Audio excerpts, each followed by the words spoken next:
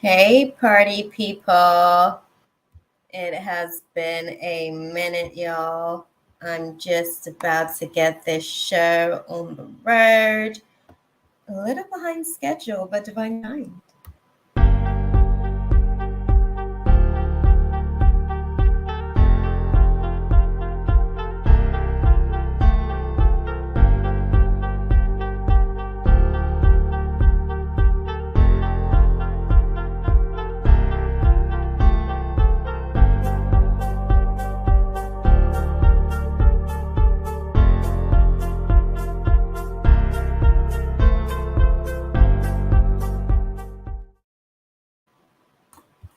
Staring at herself in the mirror on the restroom door. Voices in her head that mirror what she's heard before.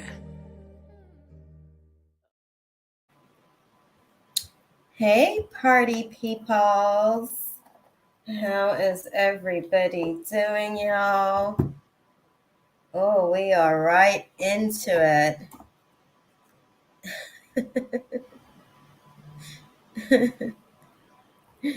Oh, hey, Ari. Kayla, Smara, you put the word out. You was like, cuckoo. I was like, is that what I hear? I wasn't too sure if I was going to come into the space, but thank you to Mercury retrograde. We have arrived back to old projects that may have been misplaced. That's what I'm saying. Like, the Mercury retrograde gets a bad rep, but it has its benefits. I hadn't necessarily had the capacity to come into this space, not because I was like super busy. It was actually the opposite of, it was more of a lack of motivation. Unfortunately, I was in other realms. Oh my God, I had like 2024 timelines just had me lost in my mind right up to like 15 years. It was exhausting, actually. So I didn't have the mental capacity to fit any of y'all's files in, to be fair. But now we've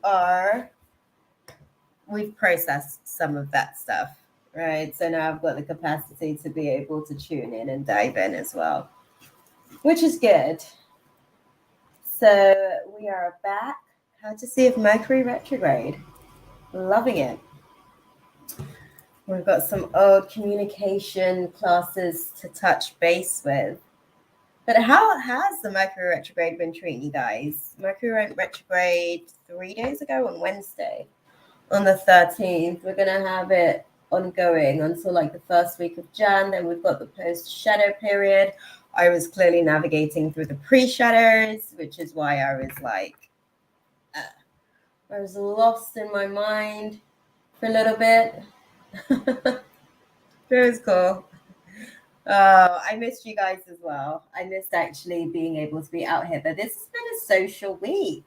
We have festivities on the horizon as well, which makes it an even more sociable time. So your girl came back, okay, to reality just in time, which is nice. I liked that little time because it gave me some space to be able to plan and prep. So hopefully Mercury's been bringing in some amazing insights for you guys as well for these 2024 and beyond timelines, right?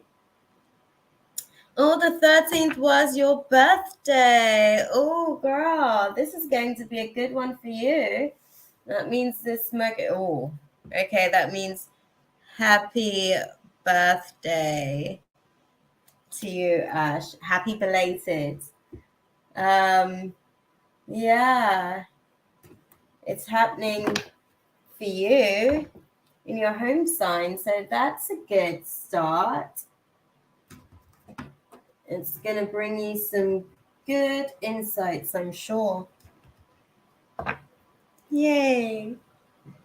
We love it. We love. I'm just smudging the cards, guys. Getting the space nice and ready for us.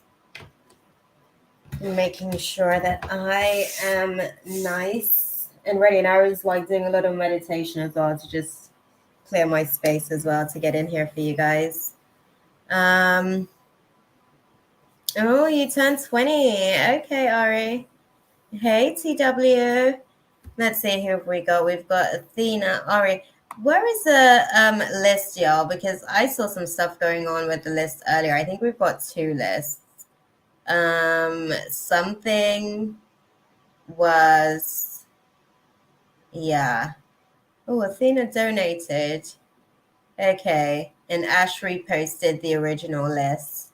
Okay. Cool. That's where we are with everything. Okay, so this is the list as we have it. The list, my YouTube account, same thing happened last time for you. Conveniently, you were first on the list last time when the list got lost, but this time we were able to salvage the list. So spoke to my guides about that one last time, so I'm glad to see that they did do that. But it does mean that you miss out on an opportunity because the list was already created. Yeah. Yeah, that's where we are with everything, guys. That's the breaking news. I was like, oh, dang, we're doing this again. I see that we're still pushing on that side for the list to be manufactured live. But yeah.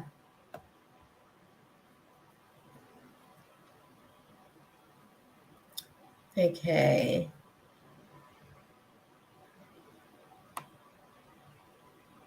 Yeah, well, there you go, Kayla. There you go. That's what I'm saying. I see that they're still pushing for that dynamic out there just to actually make sure that it's a fair game, and the lights sort of flickering over there to the side. I don't know if y'all can see that, but they concur. They've been telling me about this for months, and that is something, I guess, that does need to be implemented because sometimes people come and then they're not present. So we are going to update the list and see who is here from the original list and kind of rework the space and incorporate the two, okay? Where we started versus where we are. I guess we're getting some reality checks. Guys, chill out. We're figuring it out. I don't know if y'all can see the lights flickering. But yeah, we're gonna sort of see who, nor the list may actually already be closed, my love, so I can't promise anything. We're gonna be integrating. We're gonna see who's here from the original list and see where we are currently. But I think that space is potentially already filled. Yeah. Yeah, you did ask a couple of times on the standby. We are actually we're gonna reverb the actual original list. I'm gonna confirm as well. I'm gonna check for Athena's donation and confirm that. And you guys, if you guys can put a hey. Hey, in the chat, okay? We're going to say a quick hey just so that we can update the list and see where we are and work from there. That part. Right? We come straight into the midst of chaos. Awesome. I bet you guys didn't miss that part. All right. So, yeah, we've got that donation for Athena, so we're good on that. Her position sort of solidified. Where are we? Okay, so oh dang. Okay, so oh yes, Firefly, you got it. That part. Kayla B, I think free list may be closed. We're actually sort of like reverbing it at the minute. We're updating some stuff. It's a present time. and seeing what we can do with that.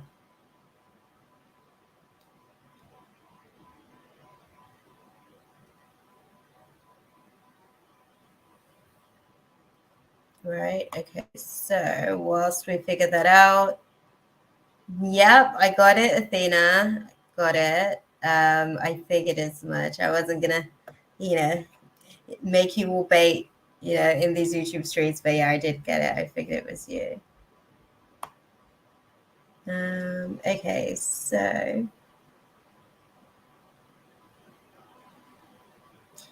so original list. We've got Smara here. I know that. I don't know if Kay's here. I see Kayla. I don't know that Kay's here. We've definitely got Ash and Sammy here. Valina, I don't see in the chat. So that's potentially 2 places. Lalima, I don't know if I've seen Lalima since we've gone live. Okay, so here we are with the hairs. Lalima, okay, Lalima's here. Tatiana, I don't see. Rika, I don't see. Okay, so okay, we've got an update. Okay. Let's see.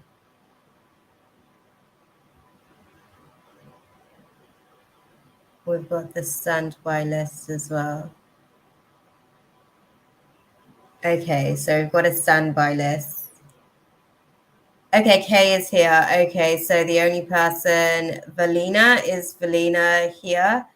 I don't think Valina's here. Rika's not here. Svetlana and Ultra Ego isn't here. Oh, Svetlana's here. My bad, girl. You guys are like, they drew my attention to that. Okay, Valina is here. Okay, good. Okay, Valina. Okay, my bad, girl. My bad. Okay. Ultra Ego, I guess. Rika is definitely not here. I haven't seen Rika. And Ultra Ego, I don't think I've seen in the chat.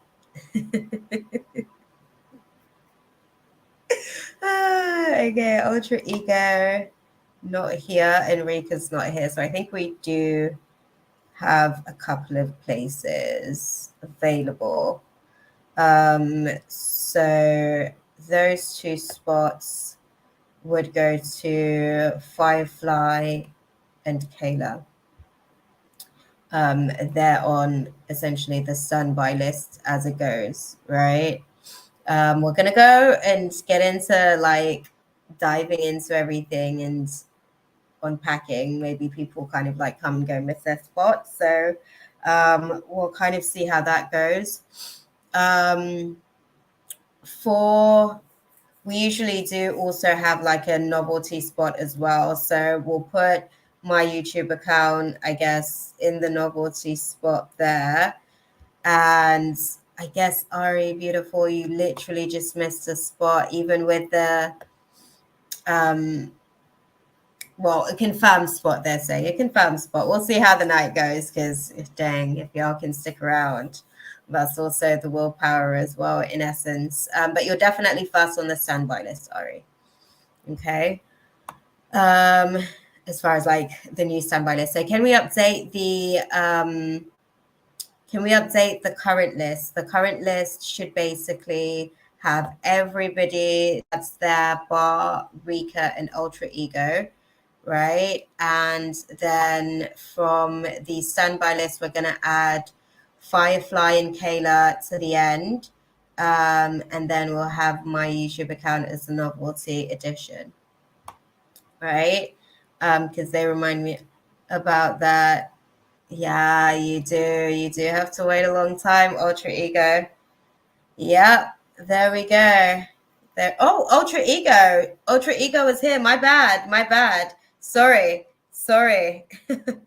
Well, there's only one novelty spot, my love. That's, I guess, the whole point of a novelty, that they've sort of like presented to me, just so I can get one additional I know it's systematics, and I haven't necessarily been out here on these YouTube streets. But we'll just have to play by ear and see how everybody kind of like sits out for their space.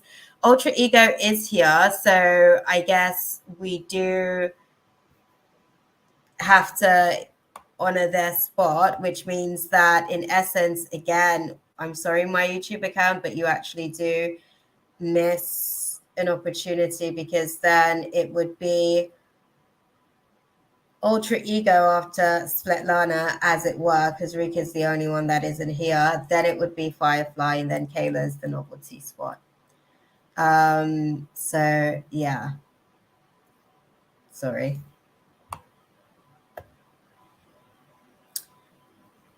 No, Tatiana. Okay, Tatiana. Okay, so that was the two. Okay, well, in essence, we're still sort of.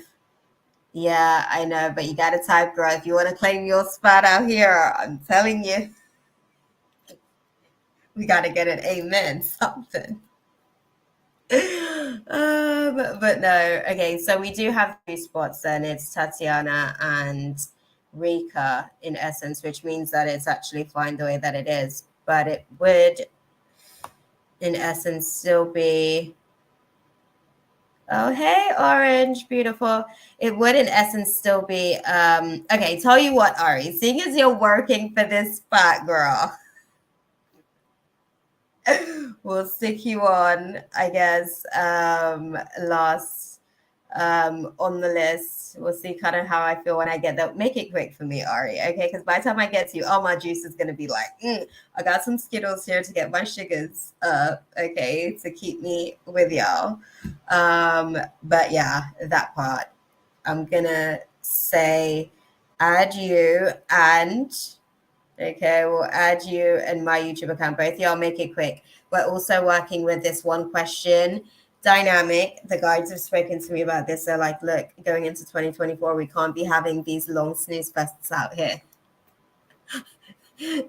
They've had to address it with me. They're like, I know you want to get all the stuff out, but you know, you could actually see more people. And they're like, there's going to be a lot more people to doctor, if you will, moving into some of those timelines. So guys, okay, we're going to be setting some new boundaries in the space, which is essentially getting back to the core of what it needs to be, so that we can actually see as many people as possible, because then eventually we're going to sort of like have 25 people in the space to actually do, plus donations, and get to a capacity of 30. But I need to up my game, so consider this training for 2024 timelines. Okay, that part. Now that we've got some of the somatics and the disclaimers out the way, did we get, yeah, she was working for that. She was working for that position, Athena. I couldn't. She was like, but this person, but that person. So that's what we're going to do, guys. This is the new list. We do also have my YouTube account and Ari on the novelty list. Tatiana isn't actually supposed to be on the list, actually. And if Tatiana isn't on the list, that means that Ari actually gets, let's see, where are we? 1, 2, 3, 4, 5, 6, 7, 8, 9, 10. Okay. And where was the original list? Sorry, I'm like trying to, so here we are, 19 minutes in, and we're still trying to figure this stuff out, guys. Right, so the list looks fairly familiar. There was, Rika was taken out, Tatiana needed to be removed as well. Okay, so we've got my YouTube account instead of Tatiana, because Tatiana is not here. And then we've got Ari on the novelty list, actually. So that's actually where we are. Okay. Oh no, that was it. Ultra Ego came back and claimed their spot. Damn, y'all. Okay, thank you, Ultra Ego. I'm glad that you're out here and now you're active on the typing, because this is what it's going to have to be for us to clean up the mess. So yeah, but this is the updated list that Ash is sort of like popped in. but we still have some somatics. So Tatiana's not here, but alter ego needs to be added on. Basically in Tatiana's, well, Svetlana goes before alter ego, and then it's Firefly and Kayla. And then we got my YouTube account and Ari on the novelty list. We've got 2 editions, right? So we're gonna make it nice and sweet tonight. We're gonna sort of like work on updating the list in the meantime, and we're gonna go and dive right into it. Okay, guys, because we're already like into the mix of stuff. And here we are. Compliments as well. It is a complicated list, I know. You're telling me, but hey, and we may have some donations pop in as well, so we'll have to see how it goes. There's only 2 more slots available on the donation list. So yeah, that's where we are with everything. And we're gonna dive into it. First on the list, which is certain, because Smara put the caca out there, okay? So yeah, Smara is actually first on the list. Pop your question out in the chat, beautiful, and let's go and unpack some ish. Okay.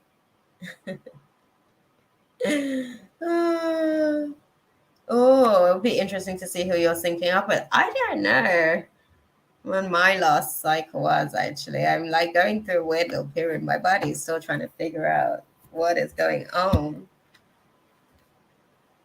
Okay, we've got Smara's question. Oh, my bad. You're right, Ash. My bad. Athena. Smara, I'm gonna start your question. Athena. Apologies. I overlooked you. My bad, girl. I'm gonna be saying a few of those tonight, y'all. Bear with me. I'm gonna be updating back into the space. This is what happens when consistency is not so consistent, y'all. That is too funny. Athena, thank you guys. Okay, keep your girl on track. At least I always can, count on you guys to keep me with the cues. Cue card and scene. Yes, y'all. Athena, please and thank you. Smara, I've solved your question. So we're gonna come back to it. Don't worry, girl. I got you. Do you know what it is? Your guides were already speaking to me. That's why I dived straight into it. My bad, Athena. I swear. They're already out here, like, putting their stuff forward. But yeah, I'll stick a pin in that. It's okay, girl. It's okay. They were like, you know what? I'll put the cacao out there because I needed this. That was funny. I'm so sorry, Athena. Seriously. I am like integrating back into the space, so y'all. Don't worry. I got this.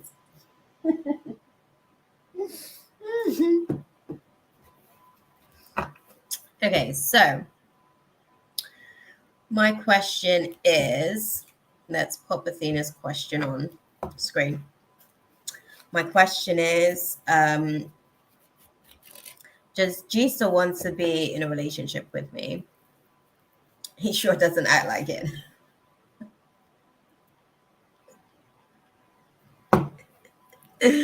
Well, we are in that season of accountability. It is communication class. So words and where the actions may be misaligned is the focus. So they may just be like really, really challenged in their class at the minute, but we'll pack it and see what's going on. Right? What are G's? Okay. Because that's a how can I put it? Because it's a direct question. I love that. And this is why I end up going around things the way that I do. They're like, and here we go already. No, I am going to ask the question and kind of like unpack it to come to that, because I firstly need to understand what their intentions are in wanting to be in relationship with you, and then we can sort of talk about what you sidebar what you've put there. Their actions not necessarily aligning with their words, because their words may be saying that, and you're pondering on their actions.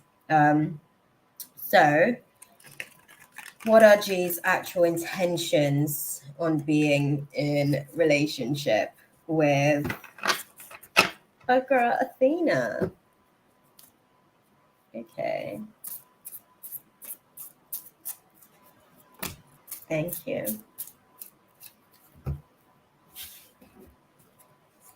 Okay. That's what I thought, girl. That is what I thought. It is just a really hard class. I have here 1, 2, 3, 4. I've got 4 major arcana. So this is like 4 big transitions, right? And right now they're on that path of, I guess they're on that path of death as well. Question: is there a recent loss? I have to ask that question as well. Is there a recent loss around G somewhere? Let me ask you that question, because I want to sort of like get some clarity on certain aspects of it. But it seems like, for the most part, right, they're on this quest to being able to kind of get ultimately to this place where there's this solid foundation. They see you in the picture. They're all for the traditional sort of like sense of a relationship, right? That's the undertone. They want to be able to kind of like, I guess, really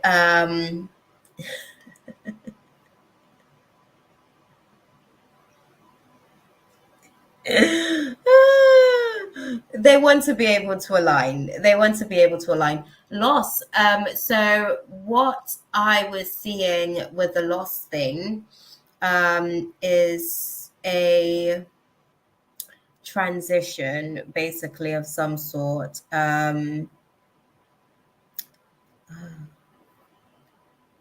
Okay, so there may be. Is there a family member who's poorly? Damn. Sorry. Is there a family member who's poorly?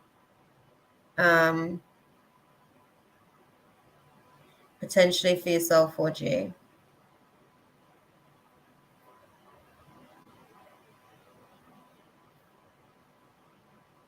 Okay. Is it bad?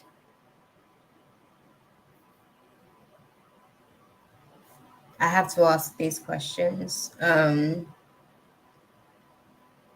Because something's going to be coming up before the end of this year pertaining to that.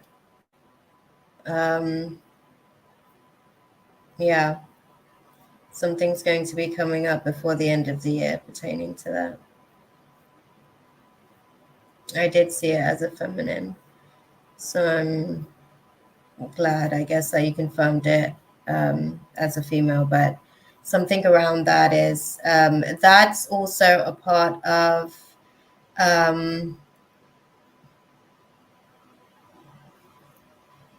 okay.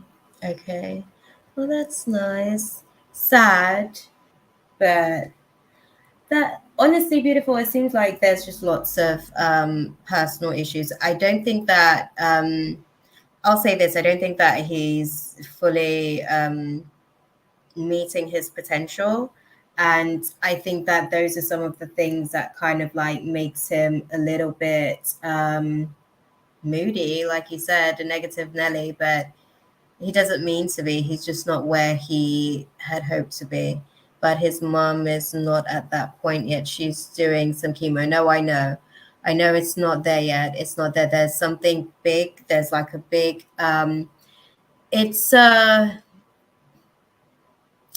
it's a breakdown and a breakthrough at the same time.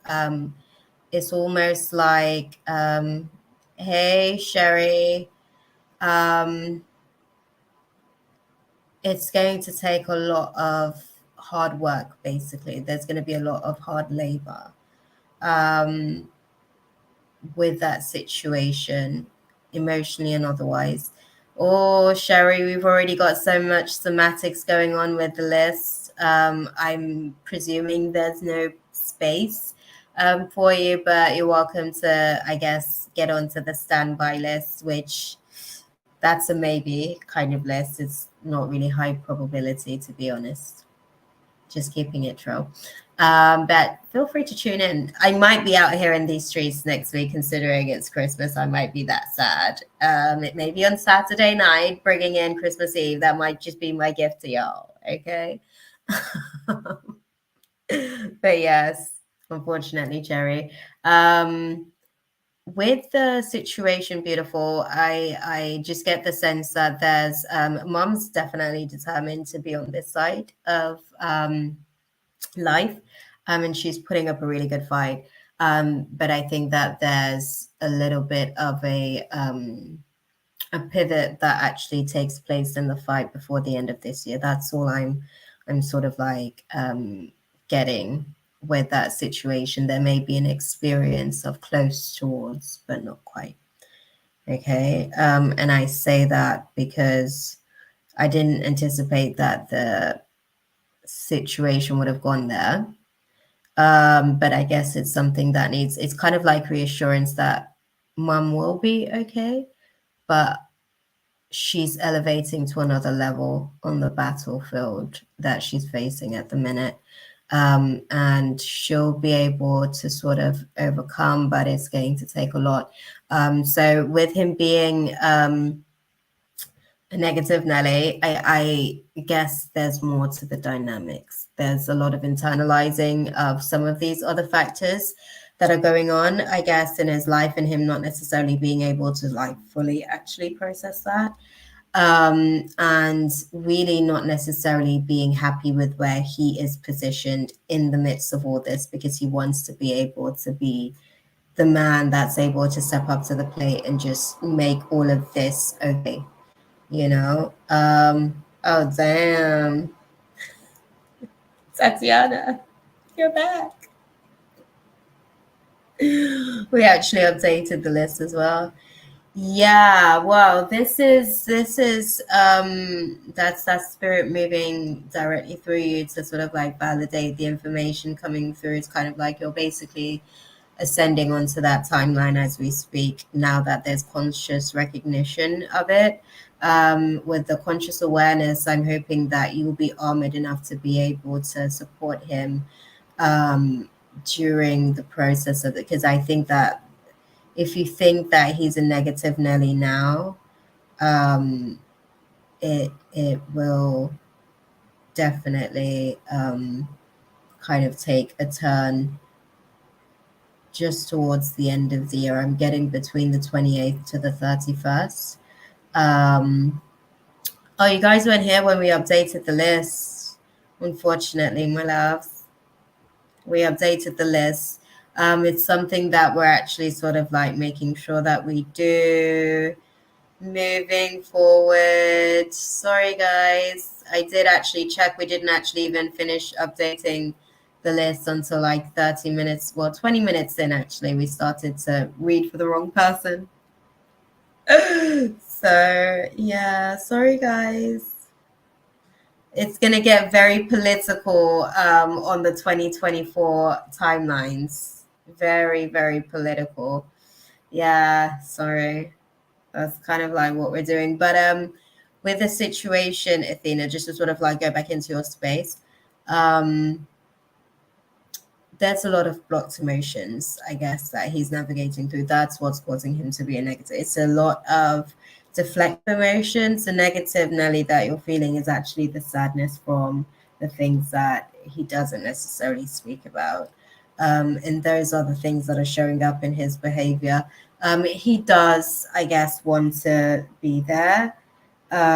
He's just, firstly, he can't necessarily see himself in terms of a lot of areas where he still needs to take accountability. And that's a part of the struggle for you. I do get that. But he is navigating through some sort of transition. I think with everything that's kind of like going on as well with his mom, it's really kind of like showing him where he wants to be, and the relevance of like securing his own family unit. So I think he's definitely there. So yeah, it it's just one of those things where he's trying to get to a better place. Yeah, no, there's no accountability. There's a lot of things that he's not necessarily sort of like picking out. He's missing cues. That's the whole lot of the whole sort of aspect of the situation. He's just missing some cues on things that he could be doing better with and could be doing better at. Um, in terms of being in this space, but this is the right climate for it. I think what I would say to you about addressing things, maybe sort of, I guess, tap a little bit into some of the space of why there may be resistance to taking accountability for some things, because the ego may just be rigid. He might just not be used to having to work with bending his ego too much. What star sign? BTW.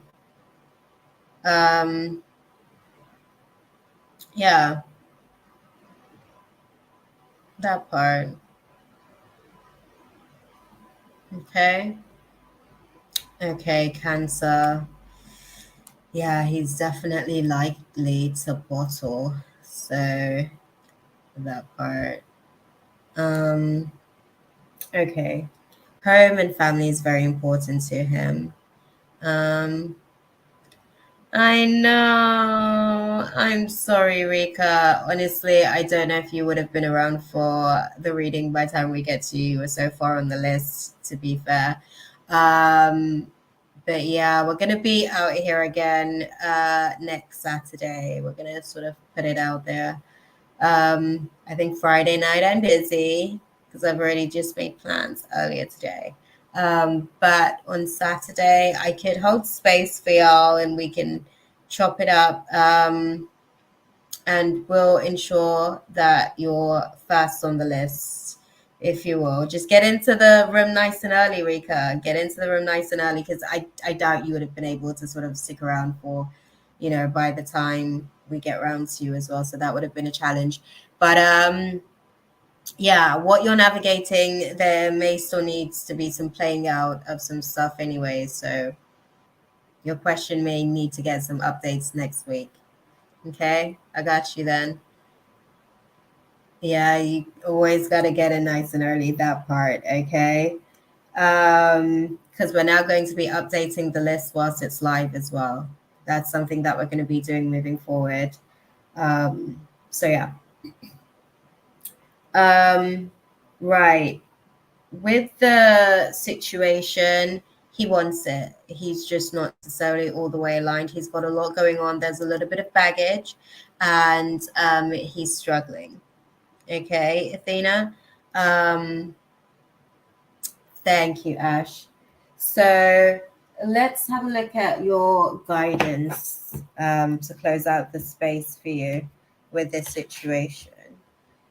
What do you guys advise that Athena does, with everything that G's kind of like? He does want to be with you. He does want to be with you. I think he's just got a lot going on, and there's a lot that he's internalizing, and there's a lot of things that he's not necessarily sort of like speaking up about, which is why you're experiencing the negative Nelly syndrome of a lot of that blocked emotions. He's processing a lot of the stuff that's going on around mum. It's going to erupt some before the end of the year as well. Literally the last 3 days of the year is going to be a bit tricky. So yeah, he's just, the mental capacity isn't necessarily there. That's all. He's navigating through some stuff. And I think he's kind of like facing a situation that he doesn't know how to handle. What's your advice for our girl Athena in navigating with G? Thank you.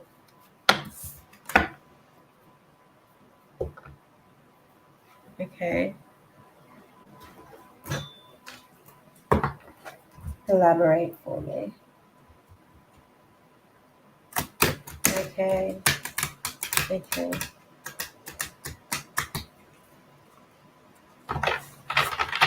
Thank you. They're saying don't necessarily walk away from this situation.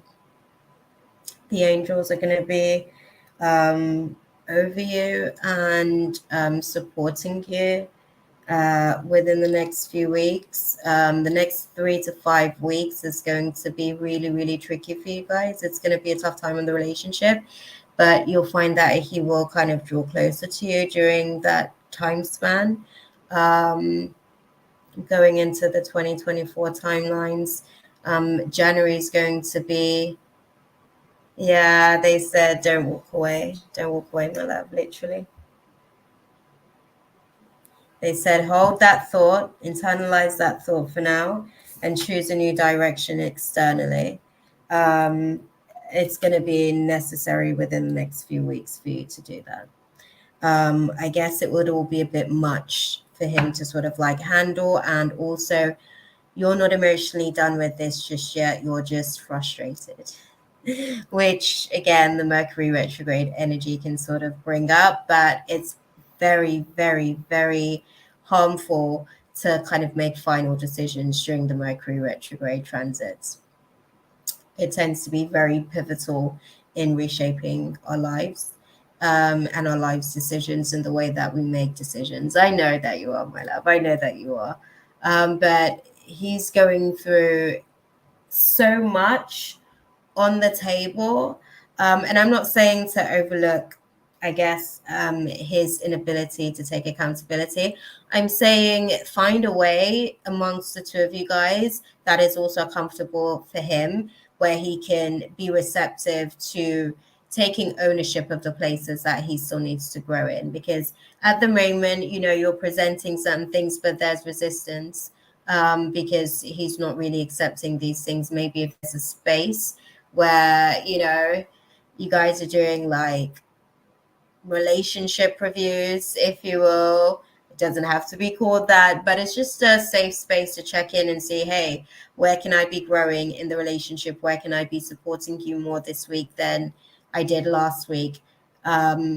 Where's your mental health? It's kind of like mental health check-ins that we do for our friends as well, kind of sharing the same space with our partner and seeing where we can actually be more supportive to their process, which may also in turn give him the opportunity to provide you with the type of intimacy that you're looking for. Because at the minute he's closed off because he's blocking a lot of his own emotions. And also I think that in terms of feeling like there's a place for him to basically be vulnerable. Not to say that this isn't necessarily a safe space, it's just sometimes he feels like it. He gets a sense that you feel like he's making excuses, but those are genuinely some of his feelings. And it's not an excuse, it's more of an explanation as to why he is or isn't able to show up a certain type of way. And sometimes he's not always able to land when it comes to those types of conversations.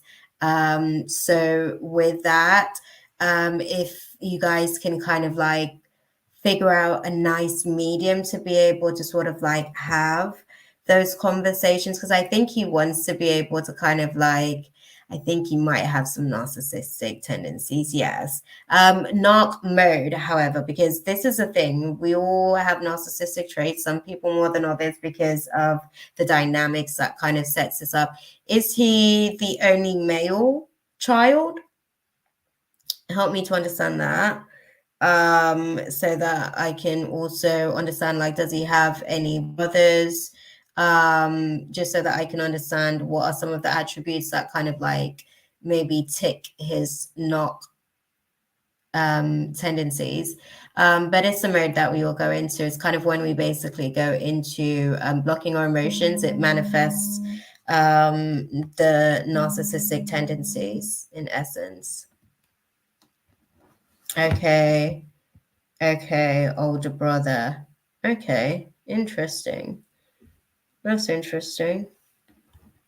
Okay. Right. What? Sorry, I was literally just getting a call there, so that kind of like took me out of the space. Okay. Is the brother more of an achiever than he is as well?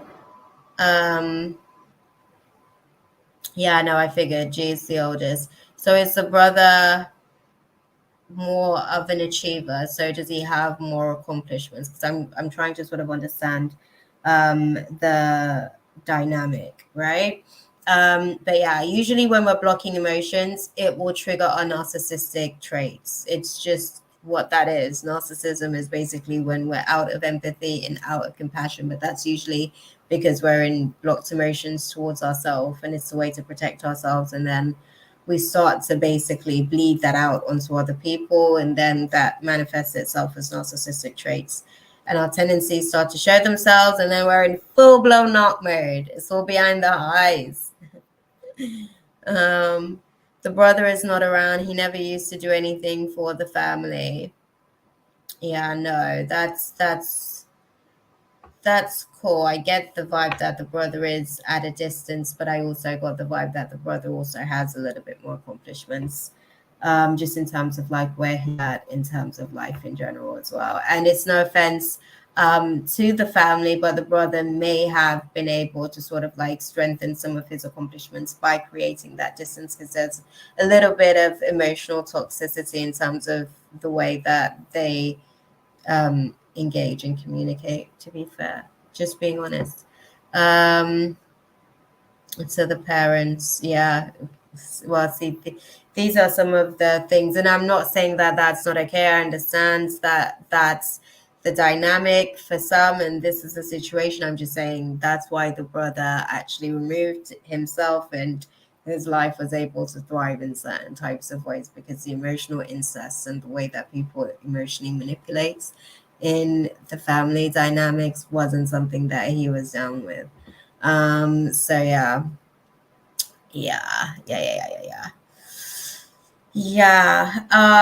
I think yeah, they're saying it's not necessarily done just yet. Don't walk away just yet. What should she do instead? What's this new direction that she should choose? Thank you. They said that there's a stormy warning ahead.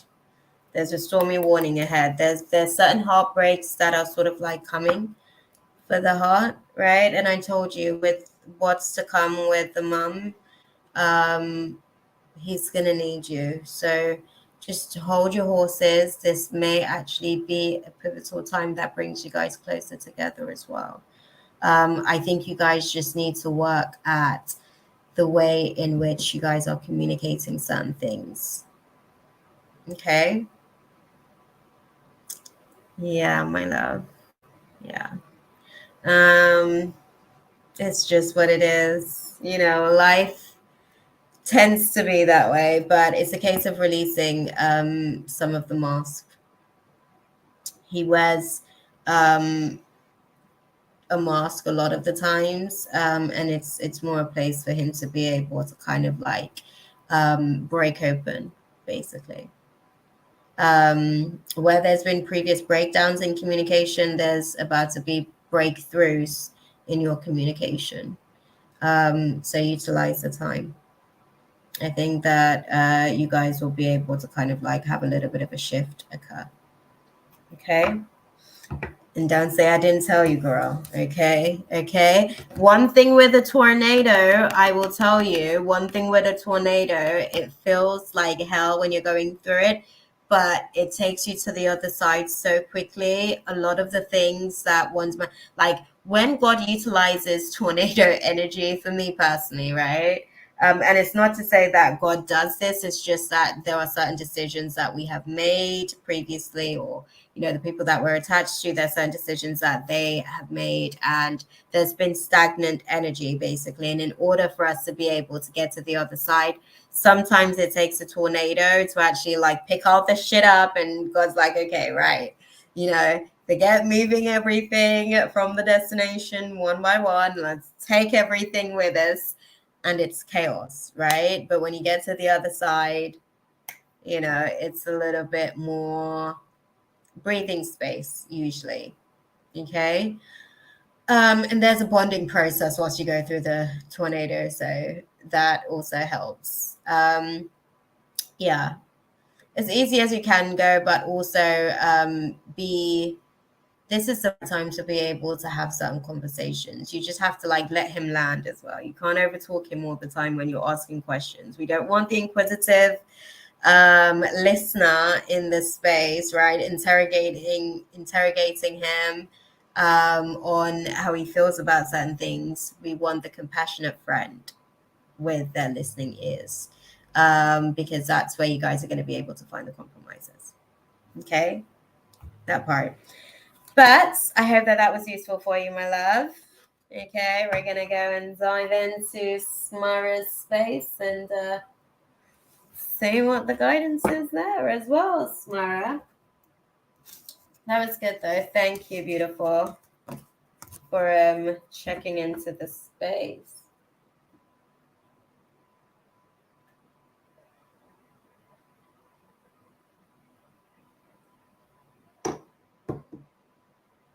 Oh, I love you, man. Thank you for actually being open, because I wasn't expecting the start of that reading. So, yeah, I appreciate you guys.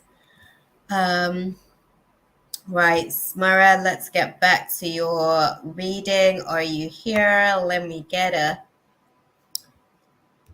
heya, okay?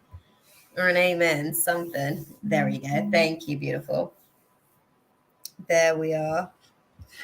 Oh, sorry, y'all. It's all going down. This Mercury retrograde is coming with the biznai. Wait right there.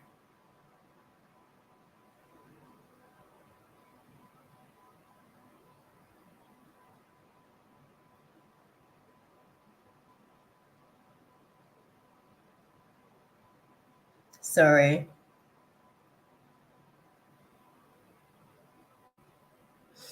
Just got to put it out there because there's so much going on. Can I just say it's so nice to be back into the groove of life. I was stuck in future timelines for so long, for 2 weeks, guys. It was exhausting to my mind. I had no mental capacity for anything else. Okay.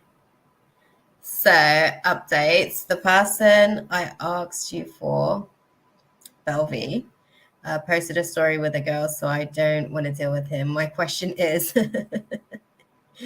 should I give a chance to my friend George? What will happen if I do? Interesting. So you and Georgie Porgy's been friends for a minute, yeah? Because technically, I mean, you've been his friend, but he's been waiting for his opportunity, girl. That's obviously fuck.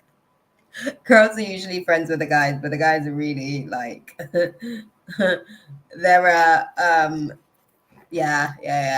they're a relationship in waiting. They're like, you finish it, you done being single, girl. Can I?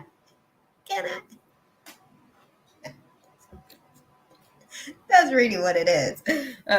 But I'm glad to see that you're pondering on his can I. Okay, we're gonna go and have a look and see. Right, so let's have a look, guys, and see. George. Let's see, how would things sort of flow for George and a girl, Smara? Oh, okay, interesting.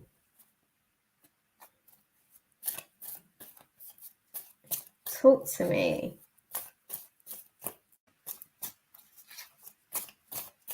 Okay.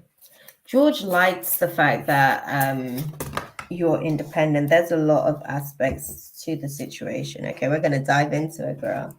There's cards here. Okay.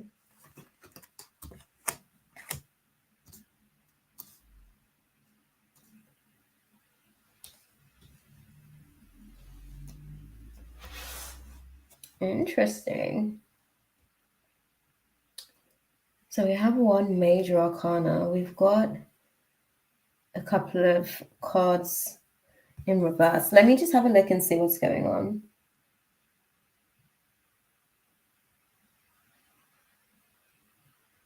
Okay.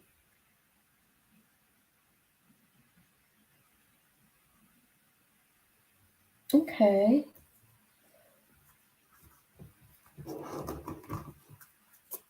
I'm going to just utilize the romance deck, right? Oh, that's cute.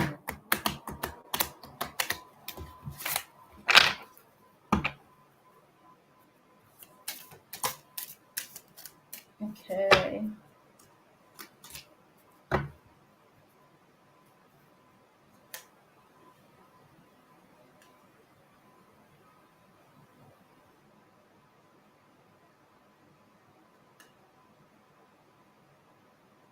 Sorry, I'm like going through the dynamics of the situation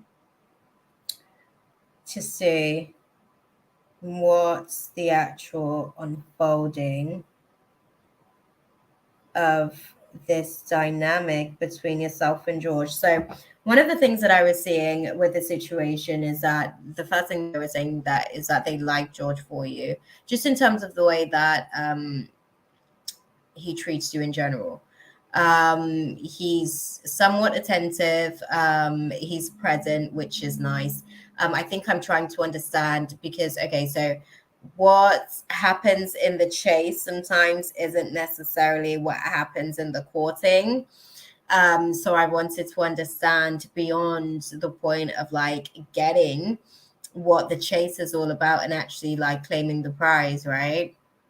What the space would actually sort of be like for you, because that's where it gets tricky, Samara, in terms of like what we've observed in the process for you previously. The chase is always fun, but once it gets to the actual like nitty gritty of it all, then it's all like, oh, I'm like scattered brain, scatter energy, and it's like, oh god, make up your mind already, right?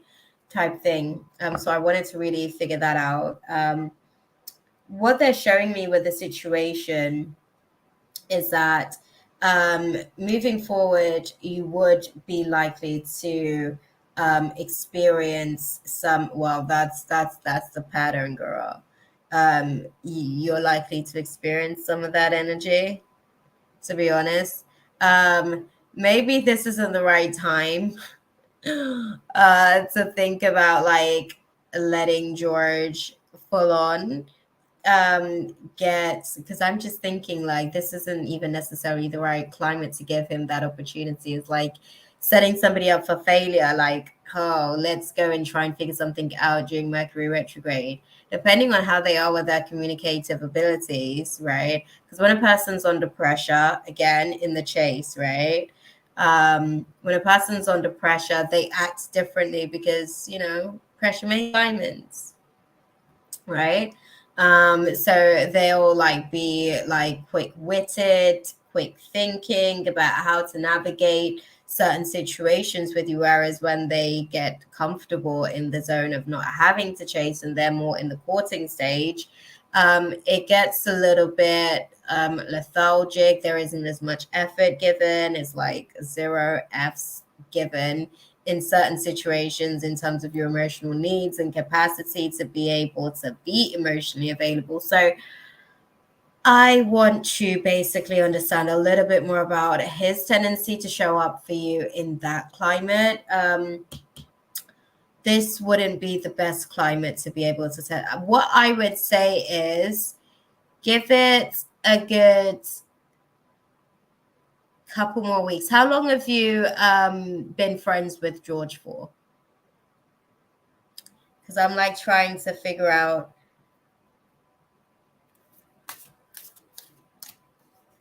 trying to figure after the Mercury retrograde, guys. Answer me that question in the meantime, Samara. I'm trying to get some clarity on life after Mercury retrograde. Right? Because if you guys take it there and the friendship gets, you know, ruined by the taking it there, mm,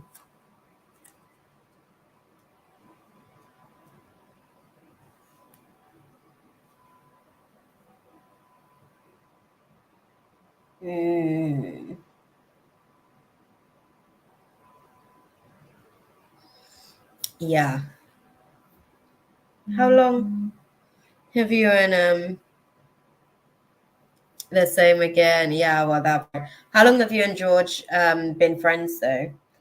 Because what I'm seeing after the Mercury retrograde, there's still a little bit more of that same energy. I'm not gonna lie, beautiful.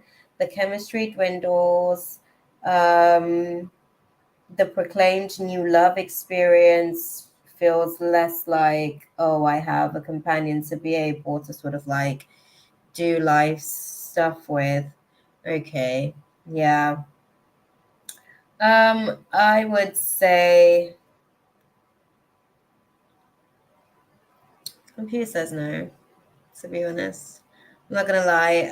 If you guys actually also do go there as well,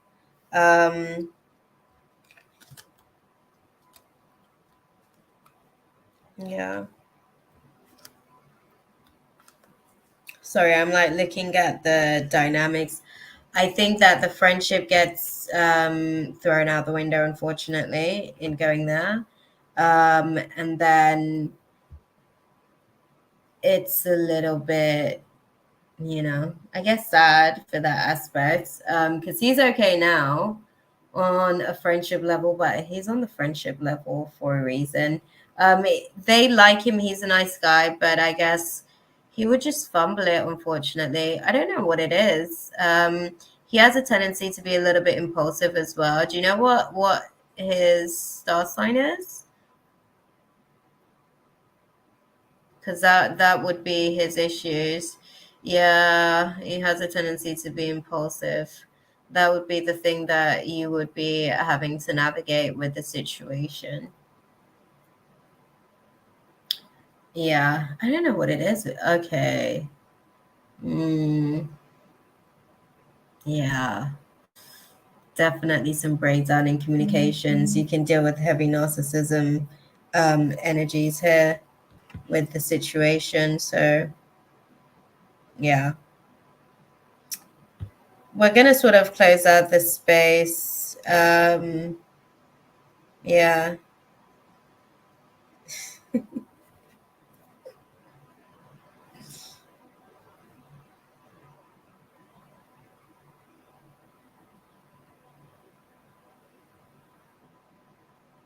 Yeah, sorry. Not the one, beautiful. And I just want to be honest with you and just even say I don't know if it's even worth wasting your time, to be honest. Let's see. What do you guys advise our girls tomorrow to do with this one? Georgie, Porgy.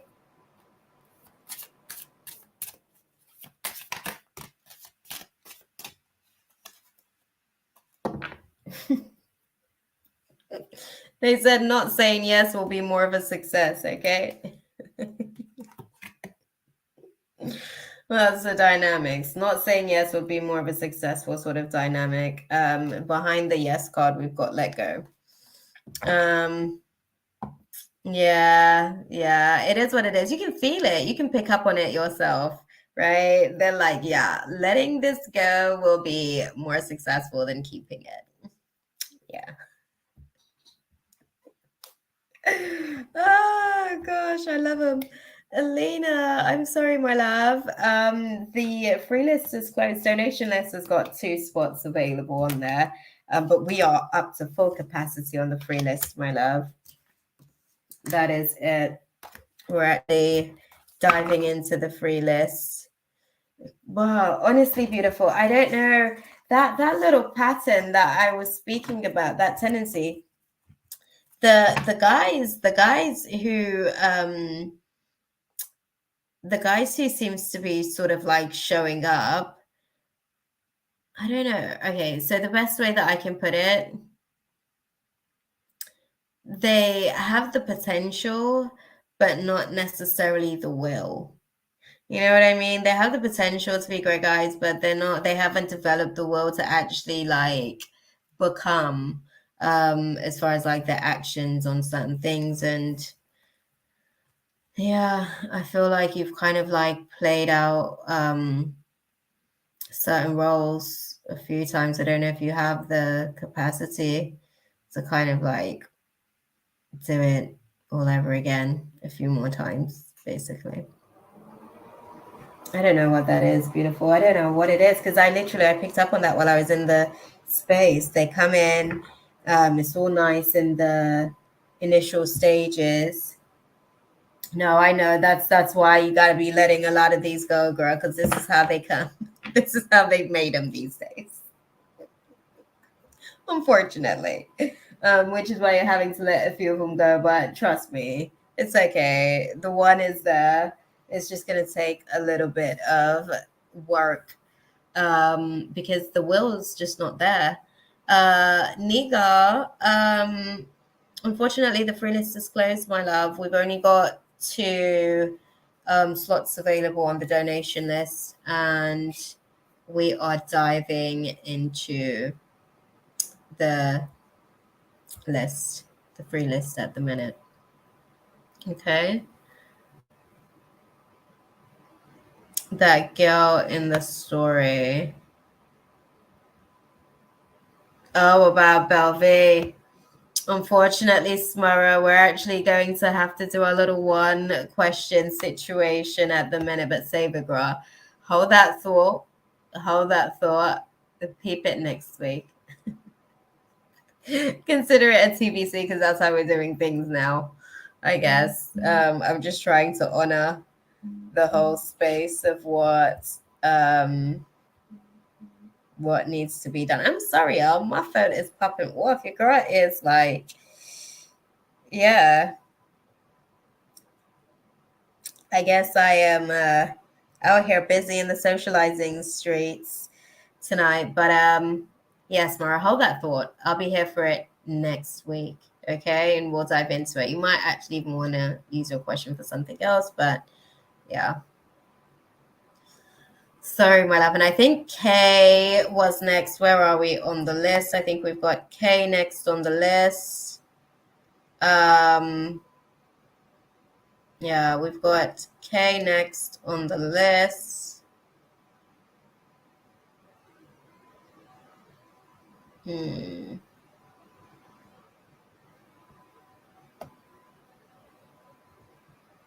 So I'll pop Kay's question up because Kay already put that question out. Are you still around, Kay? All good, beautiful. Oh, but I thought it again. No, all good. All good, Smurra. Next week, though, we'll see. We'll see where we are by then with the situation. Good, Kay. Good to know that you're there. We'll go and dive into it and see what we can come up with in the space. Okay, so, sorry. I'm gonna, hydrate.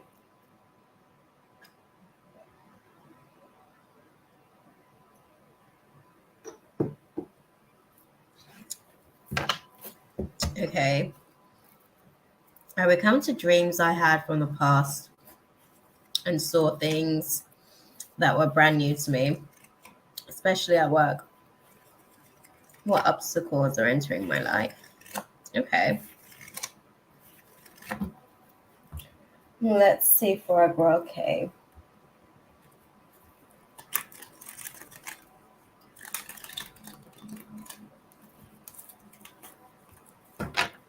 Obstacles we have entering our girl K's life.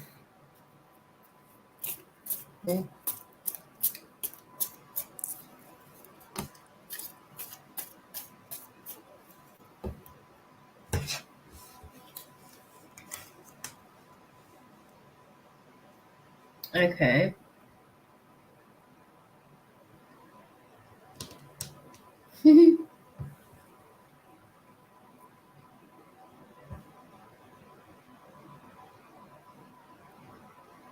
Okay. There is it's interesting because the workspaces, particularly where they're sort of like showing me that there's an immature guy, for lack of a better way of putting it, with authority of some kind. It's a little bit of a it's not like the highest ranking of authority, but there's some level of authority.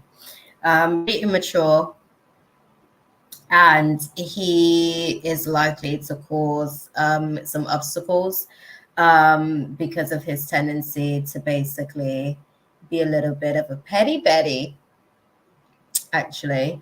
Um, he has a tendency to be a little bit ruthless, and he has a tendency to make hasty decisions. He acts like he's more of that king energy, but he's really a page, okay, which means that he's not there yet. And he has a tendency as well to love to get his ego stroked. So I guess if you're not necessarily on that bandwagon, your obstacle shall basically be him. Okay. um I guess that situation for you is actually going to bring you some clarity as well in terms of what you're doing with your career path and your career transition. I want to say that he's actually more or less a catalyst for you. It's almost like he has to, I don't want to say irritate you enough, but it is a case of irritation. It's almost like he has to, that's the charge that it's going to take for you to kind of like recourse in a certain direction when it comes to like your own career transit. This situation, um, it's interesting because it's kind of something that unfolds until the 7th month of next year. That would be what, July of next year, where I guess you kind of go and go and go until you get to that place where you actually are pushed into a different path. It's almost like you actually start to I see like the garden that you've been sort of like speaking on, and certain things that you're looking to do and certain things that you want to do, that develops basically on that timeline. But he's a catalyst. He's annoying just enough, just the right degree to basically encourage, I'm going to use the word encourage you to sort of like take a different course in terms of the career space on some of the things that you want to do. And there's lots of responsibility that you do take on in doing that. So that's where some of the obstacles as well will sort of like come up. You'll find obstacles in terms of, you know, some of the things that are needed in terms of ownership capabilities. I don't know if you're planning to do anything with materials, but I'm seeing that materials are some of the places that you'll kind of like find some resistance as well. And when I say materials, I mean like actual like fabric. For some reason, that's something that I'm seeing there as well, like something to do with finding and sourcing the right fabric. But yeah, it's more or less, it's actually a very quick turnaround time in comparison. I think the annoyance that he gives, it's what forces a lot of the decisions to be made very quickly. Let me see. Sorry, I'm trying to have a look.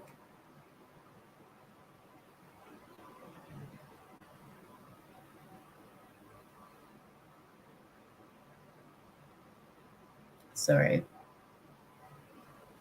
Okay, beautiful. My bad. Let me pop the link out for you, Ash. Just so that you've got that there. All right. There you go. And sorry, I want to have a look at okay.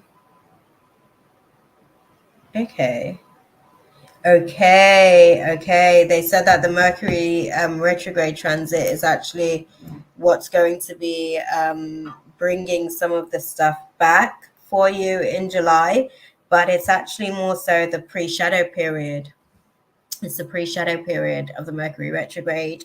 Next year, that's going to be taking place in August. So I want to say from like the 16th of July, from that week onwards, it's almost like things start to like pivot for you in terms of that obstacle becoming a blessing in disguise, basically, but it comes with another layer of obstacles in terms of that transit that you navigate then.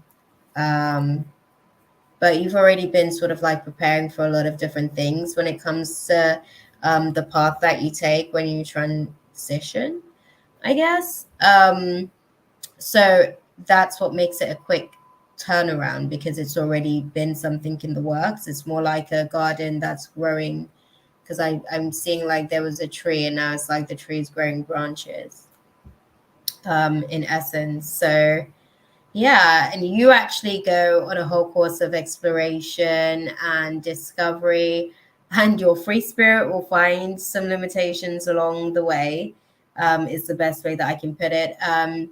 But you will, ultimately, you'll be navigating through finance class, because you will have areas where you have some purchase mistakes, as they call it in finance class, right? When we're doing like the ledger, the books. Purchase mistakes will come where you're sort of like learning what you shouldn't get, I guess, what you do need and what is just an ideal. Those are some of the things that you'll navigate through. And those are some of the obstacles, if you will, that you'll kind of like overcome, because I don't see them as obstacles that are stagnant for too long. But there's a period of time between now and July of next year, where you navigate through some levels of annoyance with a masculine in work environment that is, I guess, a little bit immature. I want to say he's older, but younger in a lot of ways, like mentality, spirit, just development, emotionally, stuff like that. So yeah, that's what I see with that one, to be fair. Okay, so I hope that that was useful for you. I'm going to sort of check in and see, what they sort of like advise to do, in essence, with all of this awesomeness.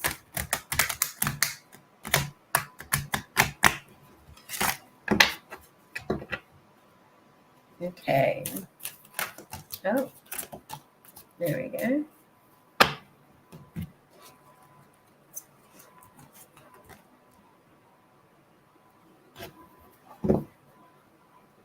Okay. Oh, that's cute.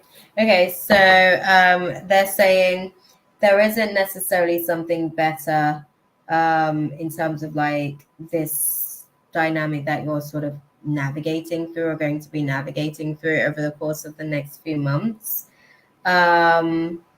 It's not something you need to look for a sign about. You don't even need to be assertive about it. They're saying it's not something that's going to happen in the next few months per se, because usually when they speak about the next few months, it's usually between 3 to 6 months or so when they say the next few months. When it's several months onwards, they usually use like within the year or so card to communicate the timeline on that. So where we're dealing with July of next year, that's, I guess, a little bit of time away. We're dealing with about a 7-month timeline, but they're saying ultimately the opportunity is coming. It will reveal itself to you. It's not something that you have to sort of like, go out there and chase. I think moving forward, it will just come naturally to you in terms of navigating the space. It will be I guess the challenge in that space will be a inevitable shift and transition for you. It will feel impulsive, but it's actually something that has been brewing for a long time. That's just the right catalyst moment. That's kind of, there's a build up basically to that scene, if that makes sense. But yeah, you will get some setbacks to the new ideas that you do have, which will sort of like, erupt the spirit of pessimism from time to time, because, you'll meet a little bit of challenges along the way, but you'll be good with overcoming that. That's not something that you sit in for too long, because you thrive in taking on responsibility. What's your sun sign? Okay.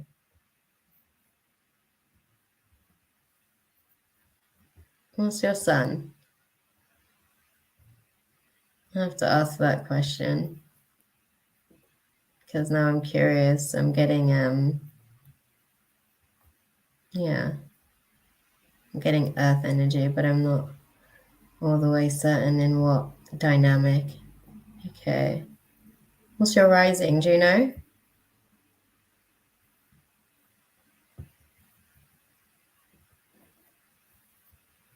Okay. No, sorry, I'm like having a conversation here and there at the same time.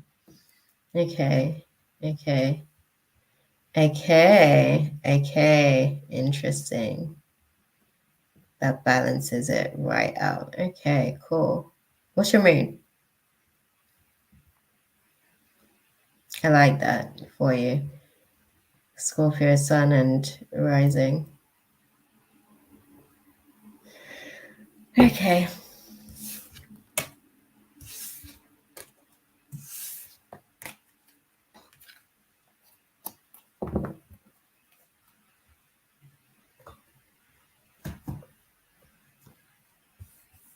Oh.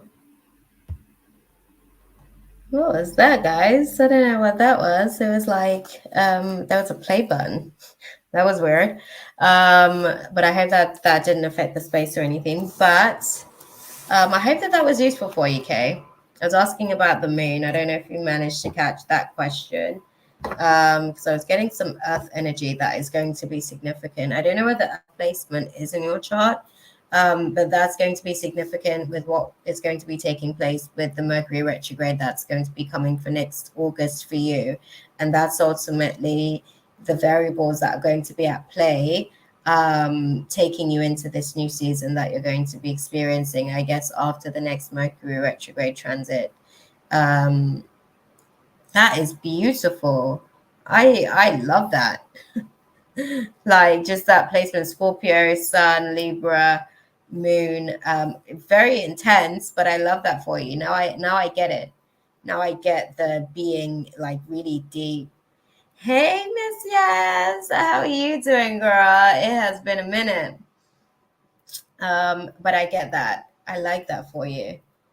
I like that for you. I get why it's so intense with you now. But I hope that was useful for you, my love. We've got Ash in the background.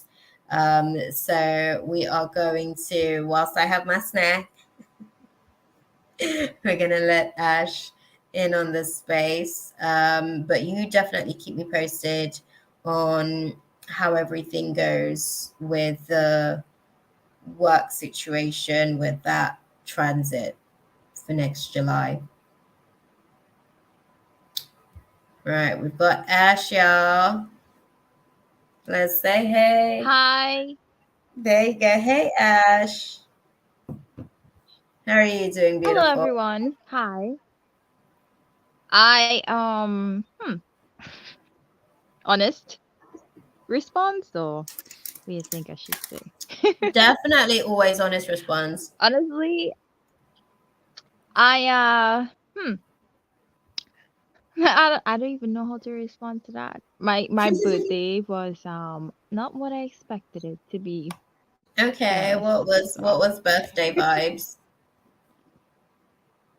Well, here's the thing, right? I am still dealing with the Leo the young Leo boy, um, Sean. And Mhm. remember, he had blocked me sometime in September for 3 weeks, right? He Yeah. unblocked me, and I wasn't going back to talk to him, but apparently things changed. I mean, he started Okay. to act better than and treated me a little better than how he was treating me. So I'm like, all right, well, things changed. We talk more often, and everything was good, right? I thought Mhm. so until the day before my birthday, which was Tuesday. Mhm. He had messaged me, and he called me my wife, right? That was what he said. He said my wife. And Mhm. so I jokingly responded by saying, "Oh, is there something that you have to tell me? Are you secretly married and you're not telling me anything, right?" And he took a while to respond, but he did not respond back to that though. Yeah. So, and I don't know if I probably triggered him or scared him off because I tend to trigger him, right? And Yeah. but I did ask him. I said my birthday is the day after, and Mhm. I like you to come over and hang out with me because I'm not really having anything. I just wanted to spend it with you, right? And he was like, all right, once he could, he would, right? So Yeah. I was like really hoping that he would show up, but he never did. And he never even messaged to wish me a happy birthday either. And I'm like, what going on? Because I mean, we was talking good.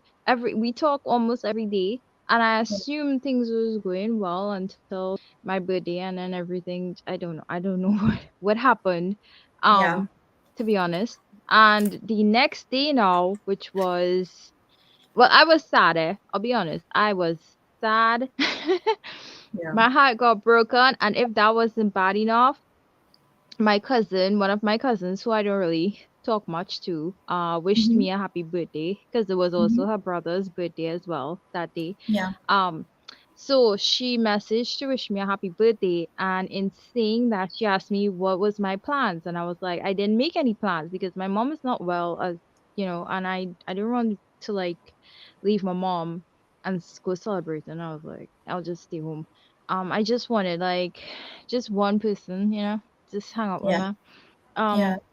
But she was like, so why my other cousin didn't carry me out? So I'm like, well, I mean, she's busy, she's working, whatever. But she did come to see me the day before, right? She's like, but Mhm. today is not your yesterday wasn't your birthday, it's today, right? I'm like, yeah, but still. So then she's like, what a waste of life. And I guess when she said that, that triggered me more. Mhm. So I'm like, why would she say something so mean like that? I don't know, but it's like, yeah, I got No triggered filter. No, basically. that's I why ended that up happened. No crying filter. that whole night.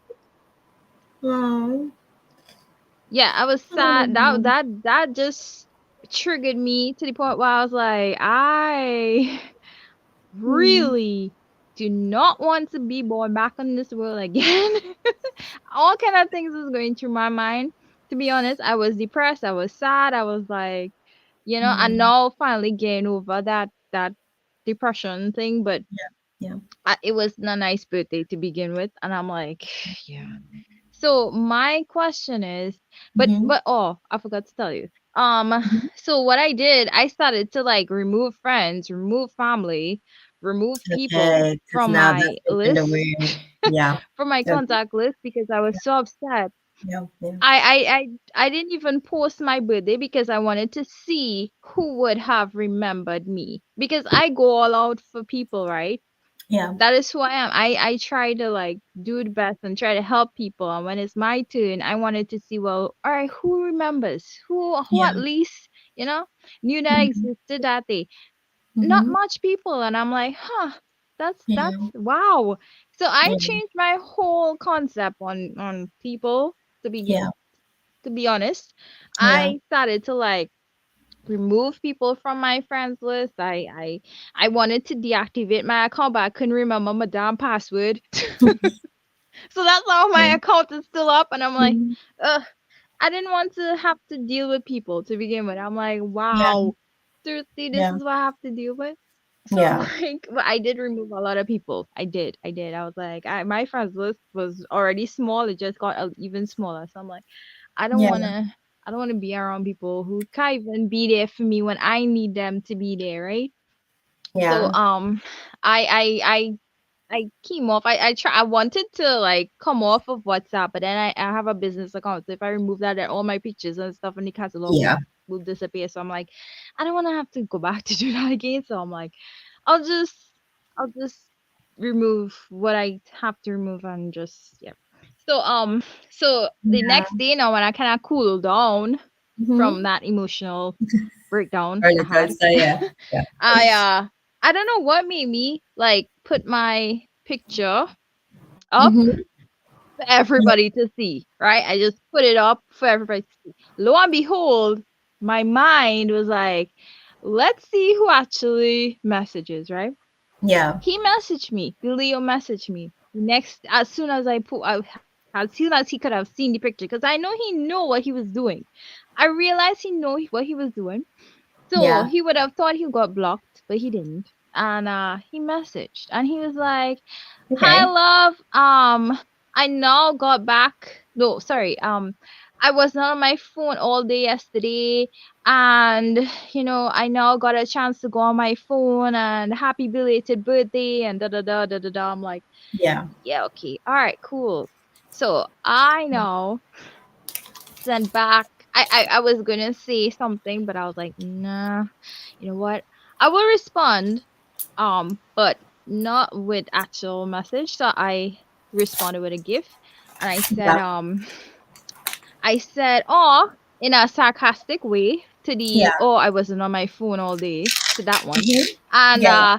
a sarcastic thanks. I made it so sarcastic. I look for the most sarcastic one, and he will know that I am pissed off. Don't mess with me. Yeah. So I sent a sarcastic thank you. So he would Mm-hmm. know. And Mm-hmm. that was it. He did not even respond. He just, because he knew I was pissed off. And I'm like, all right. So the next day now, Mm-hmm. I decided, you know what? I am going to take a very, very sexy to strap picture and post it up on Mm-hmm. my profile picture, which I did. Okay.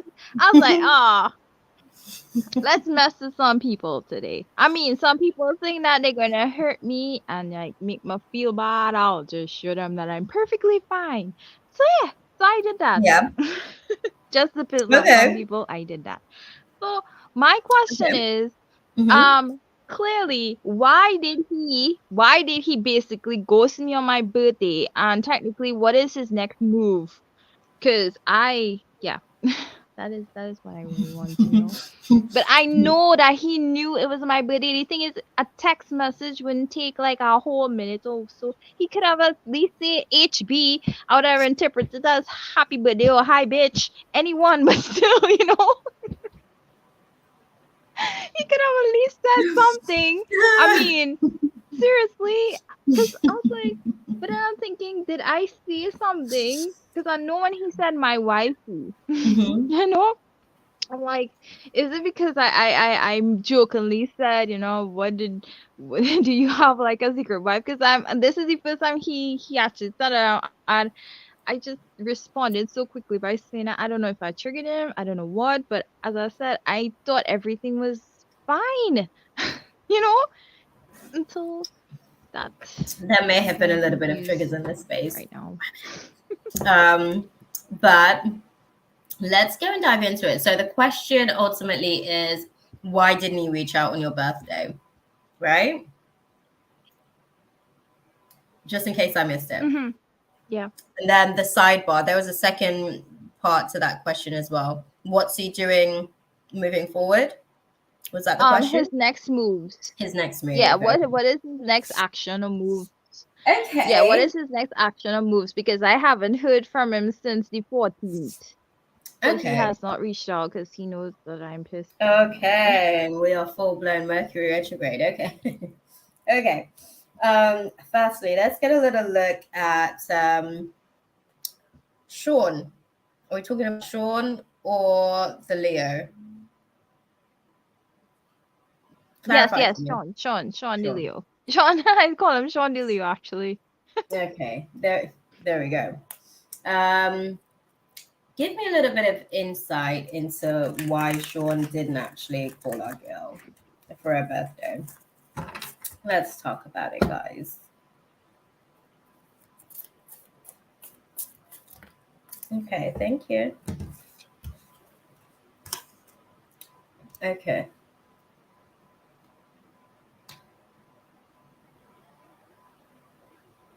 Okay, he was being immature. He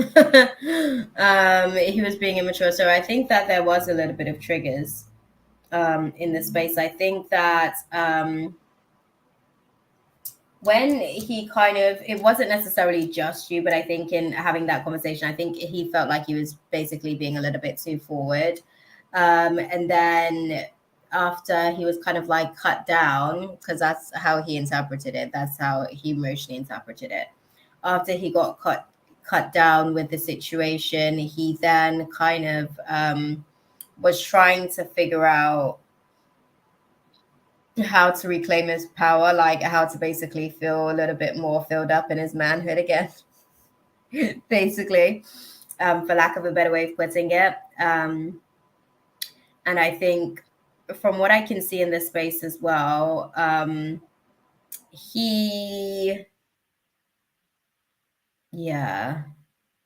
think he also wanted to, no offense, but I think he also wanted to make you feel how he felt, to be honest with you. That was a part of the immaturity aspect of things. It wasn't a conscious intention, but it was an unconscious intention. I have to put that across because I don't think it was like a conscious intention that he made, but I think unconsciously because he felt a certain type of way by being triggered, he low-key did kind of want to, well, if you feel like that, like, why should I bother to check in? Why should I bother to put any energy or effort into the space? So I think that had a little bit of, it added to his perspective basically on what to do on the birthday situation. Let's have a look and see what his next move is moving forward.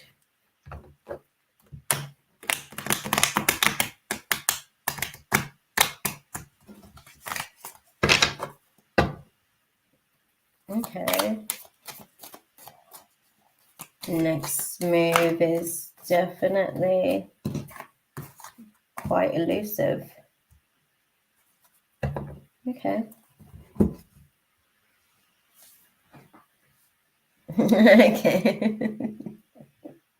Well, he's going to rein in the immaturity, that's for sure. He's going to rein in the immaturity. I think he's going to get a little bit more grounded. He's definitely going to present, because before he was presenting Page of Cups energy, definitely in reverse, like regressing, basically, to just teenage behaviors and stuff like that. Now he's like, bringing his manhood to the table. I think his next move moving forward, he'll be wanting to sort of, I don't want to say definitely sort of like make up for it, but he is going to want to make some gesture of sort to let you know that he's sorry. It's going to be a little bit late. I'm not going to lie. It's going to be at least 5 days or so. I think you brewing in the space that you're in for a little bit.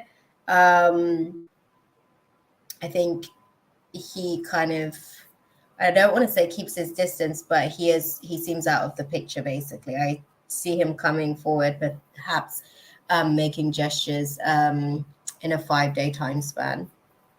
But when he does sort of like come back into the space, he's left a little bit of that immaturity behind, I guess. But I think he feels like he's giving you some breathing room. So that's what that is with the situation when it comes to him. What do you guys advise for our girl Ash in navigating through this space with Sean? Because, yeah, I think it's interesting.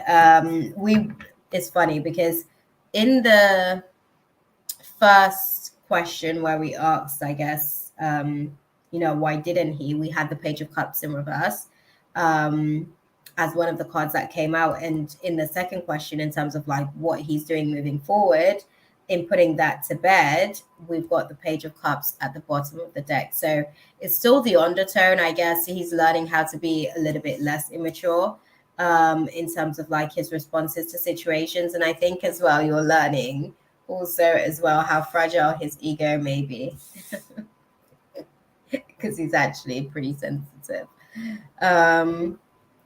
What do you guys advise for a girl, Ash?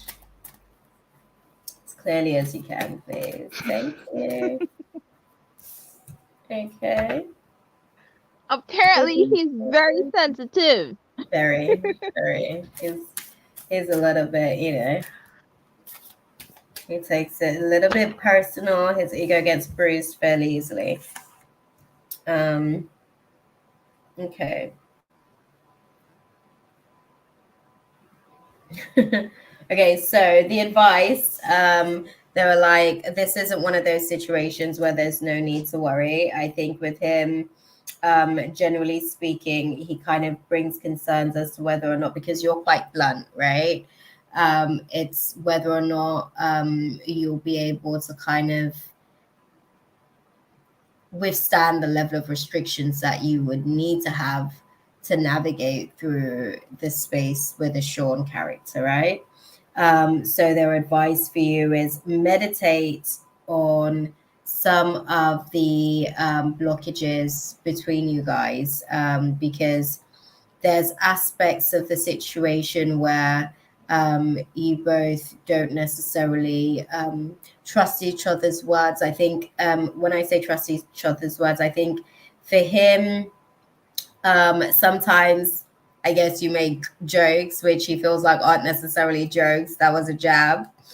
And his ego gets bruised in those spaces. And I think for you as well, sometimes he says things that you don't necessarily like trust that, like if he says he's going to be somewhere, you don't necessarily like take his word with value, basically. It just kind of like, okay, we'll see what happens type thing more so. That So I is think so true, though.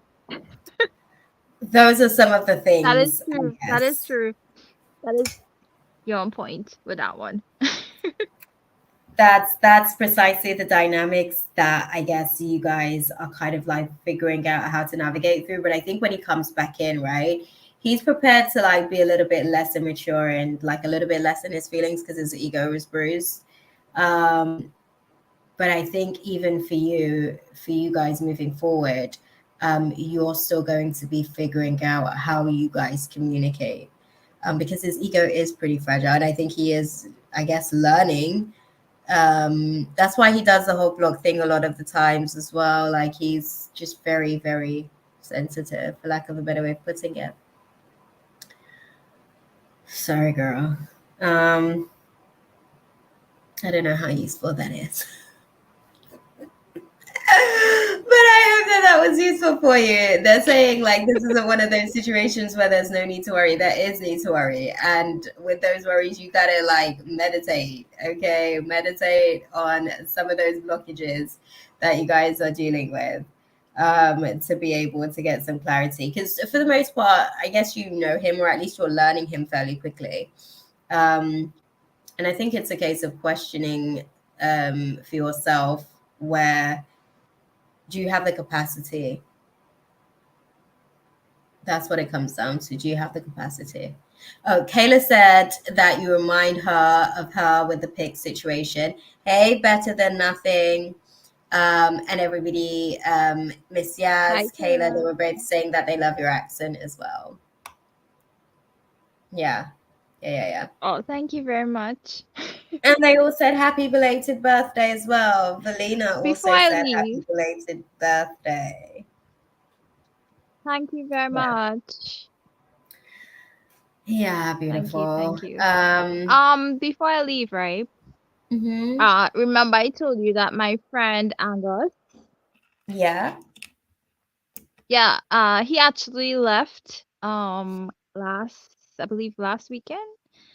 He left Okay. and he went to Texas and he came off WhatsApp, so I have no contact with him anymore. I'm assuming he got married. So yeah.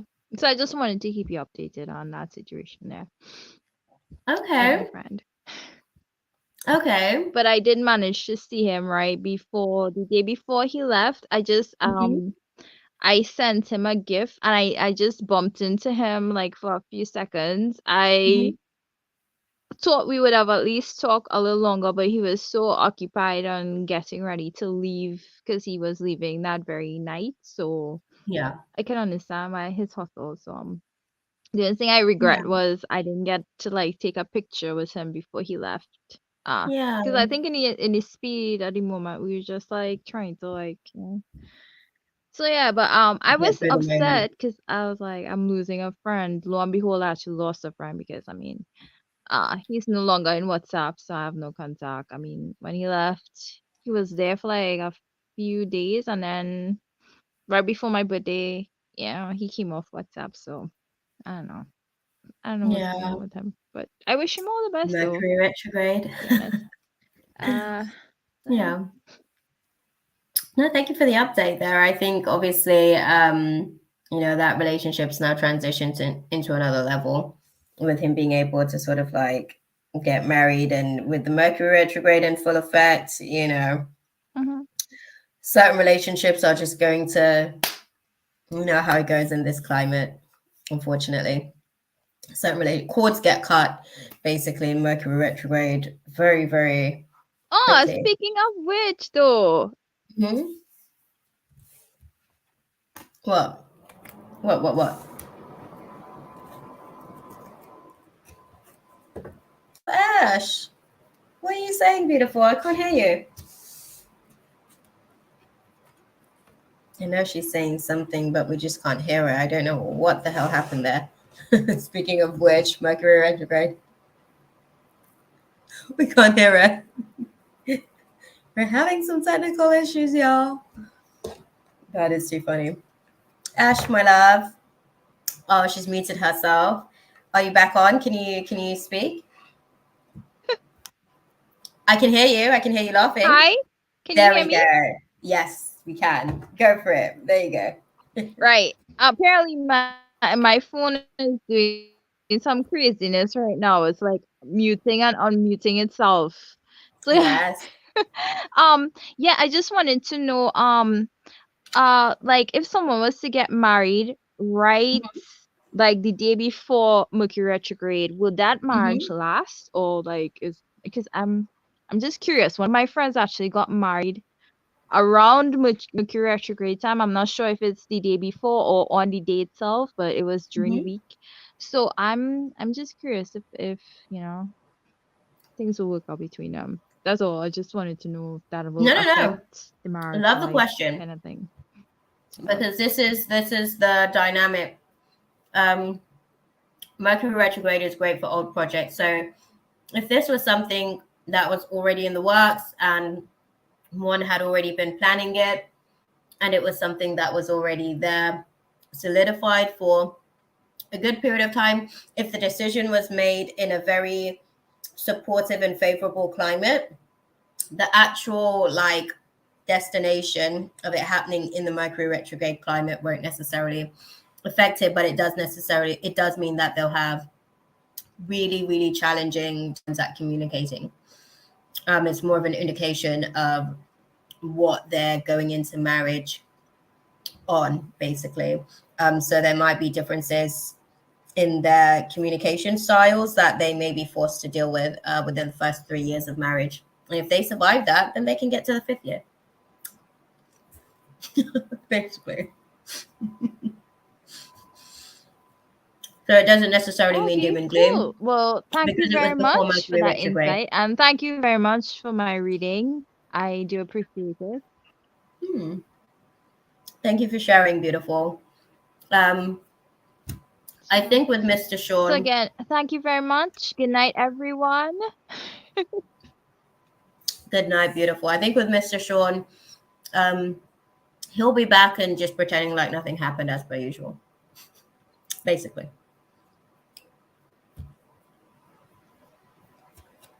Okay. Yeah, I kind of got used to that one. That's what he does, though.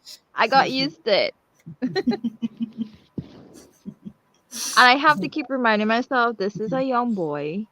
This is basically a child I'm dealing with, so I have to know how to navigate through this thing. I know it's a life lesson, so I'm gonna take it a step.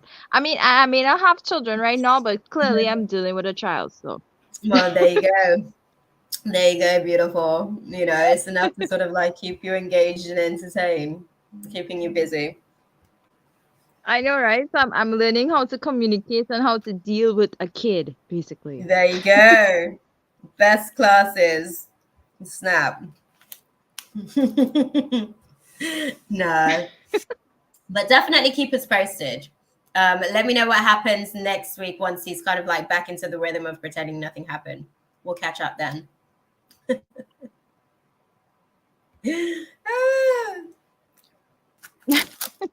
I will. Well, For again, sure, thank you very beautiful. much. Good night, Thank everyone, you. and take care. I shall see you all next week. That part, we So. shall be here in these YouTube streets. Okay. I think we've got Sammy. I don't know if Sammy's actually here. But you're next on the list, Sammy. I know that hey Scenario BTW, I did see you there as well. I did give you a little when you sort of stopped in. Where is Sammy? It's been a while. Yeah, that was like half an hour.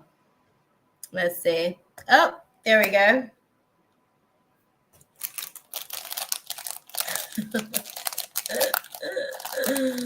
Okay, so Sammy's question. Here we are. Okay, we're getting through the list, guys. This is nice. This is nice. Okay.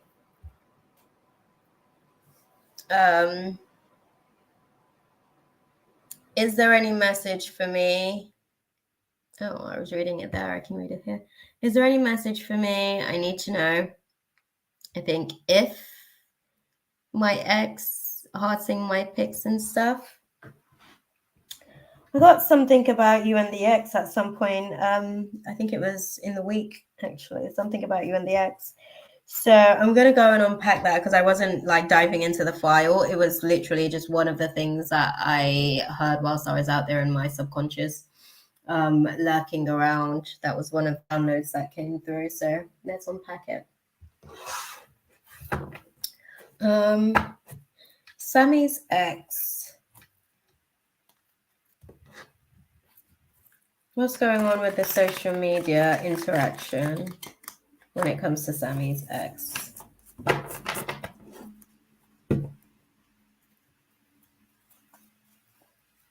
Let's talk about it.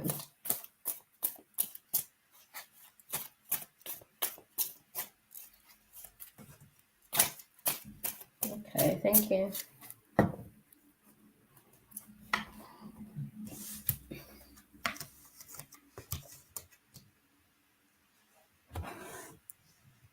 Okay.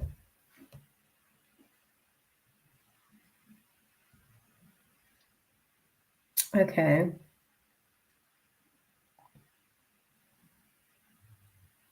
Yeah, definitely the ex is trying to sort of see if there's any possibility, I guess, of getting back into good graces.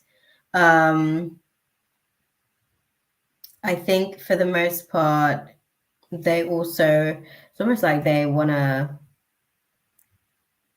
chance, I guess, to play a little bit of a happy family situation, which is weird. I think that they've probably gotten some regrets, I guess. They've had this quick or swift change or turnaround.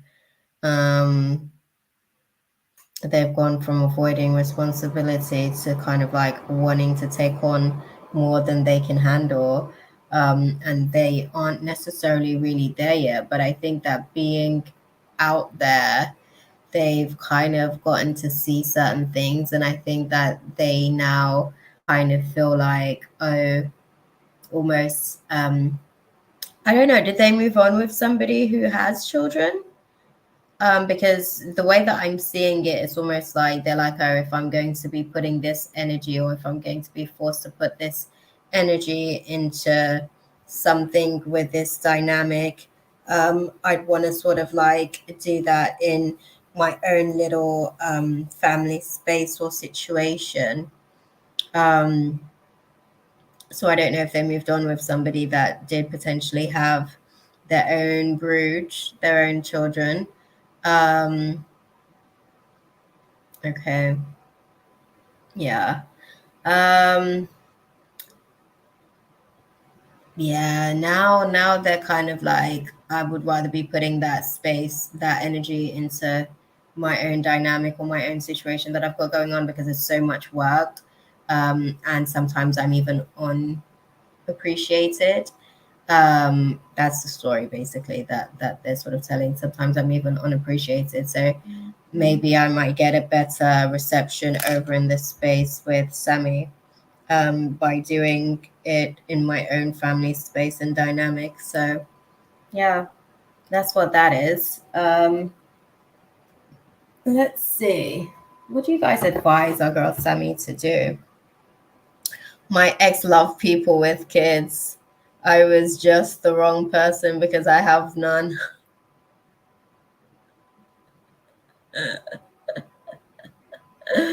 Well. That's the thing. It's interesting because now he's almost like, oh, I'd rather put this into my own little space, actually.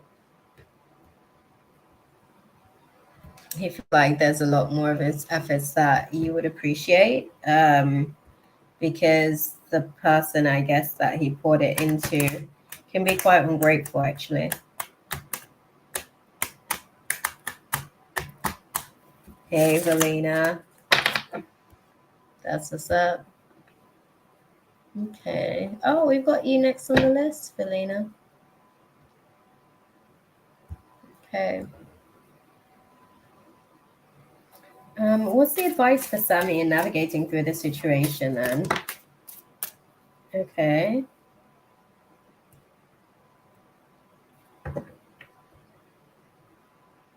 Okay, talk to me. Sorry. What's going to be taking place within the next few months with that situation?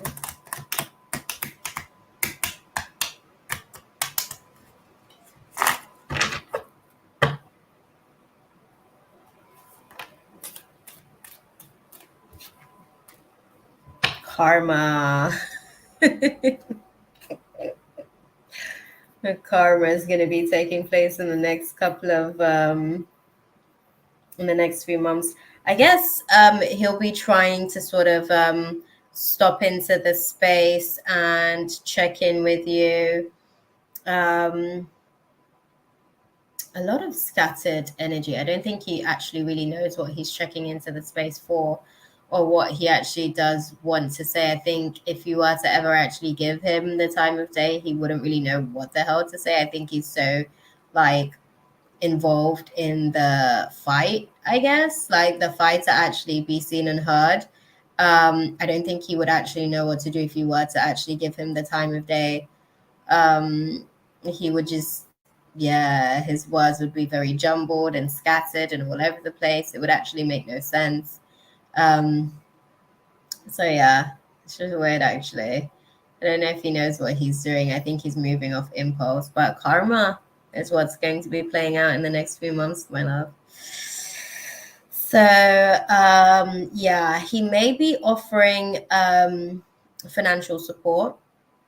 So that may be something to hear him out on at some point. I don't think that that's something that you open up to straight away, but at some point there is discussions of financial support moving forward, and you guys have a discussion to work out the semantics of that. That runs for a couple of months, maybe 2 to 3 months, and then it gets sketchy all over again, because it's almost like an introduction to basically introduce relationship talk all over again, and that doesn't really go anywhere, which fizzles out the process that you're kind of like building when it comes to that as well. So let's just say it's going to be interesting for you guys as this little karma of his plays out.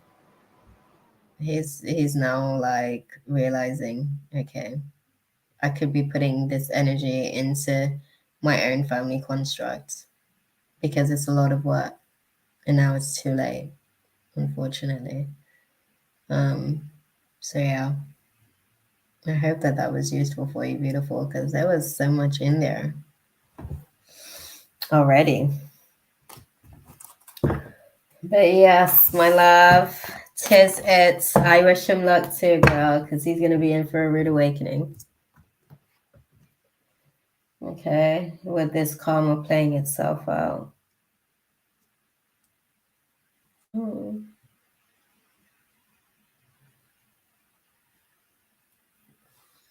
I good he chose other people and the other man kids than his only. No, good luck. Well, I guess he's gonna see that his luck has run out, unfortunately. He's gonna need something more than luck to navigate the process. So yeah, the thing is, he actually wants kids. So I don't know why he like self-sabotaged and did what he did in his space when he actually sort of like manifested a situation. But I guess he wasn't as ready as he thought. He might have wanted it, but he wasn't ready for it, I guess. He still needed some preparation time. Right, so let's see. Okay, we've got Valina next on the list, and then we have Lalima, Svetlana, and we have Ultra Ego, Firefly, Kayla. Oh, Valina, that's how you do that. That's what's up. Okay, we're going to be at the halfway mark, I think, after Valina. Let me have a look and check and see. So your girl's going to take a little stop. Let's see, 1, 2, 3, 4, 5. Yeah. We're going to take a little stop. And we're going to dive into them.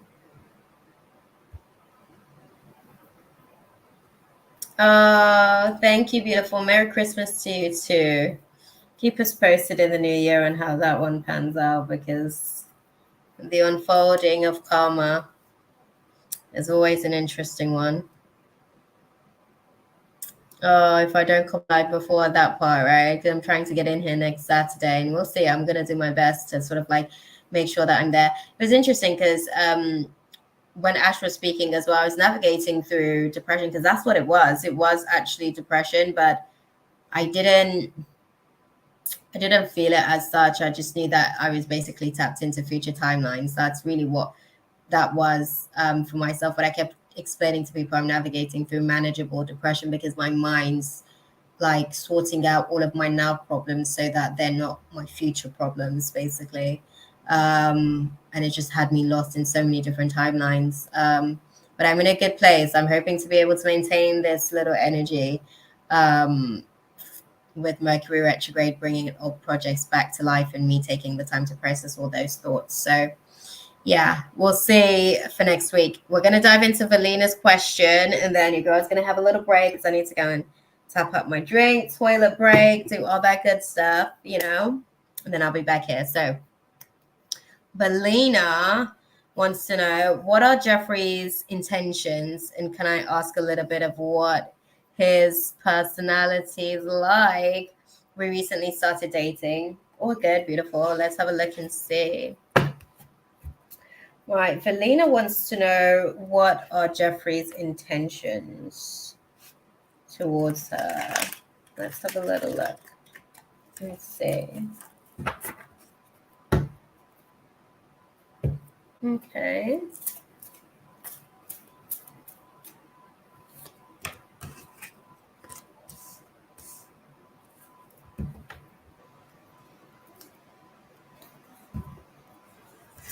Okay.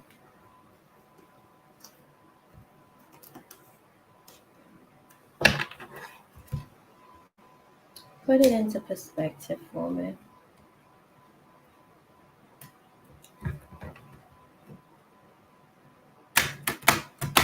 Hey, Kay.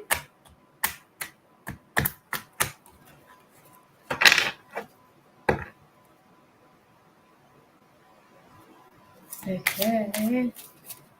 Put it into perspective.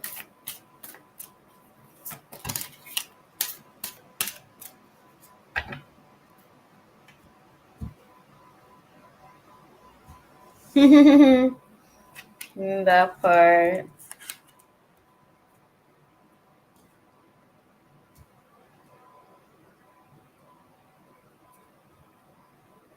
Okay, so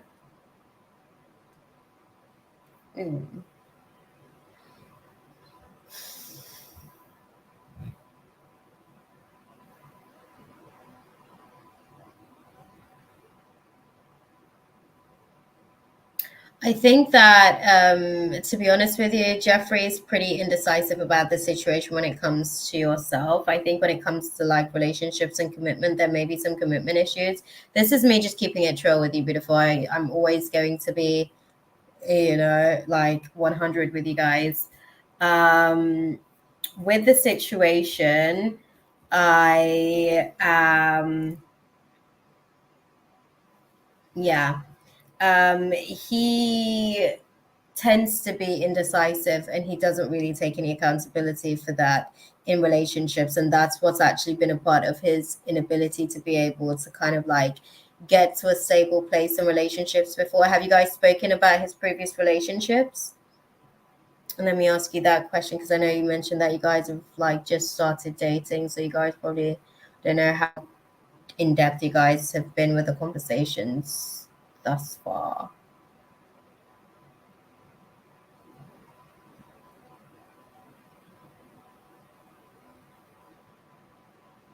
He said he has not had a GF. That's why, girl, because he has commitment issues.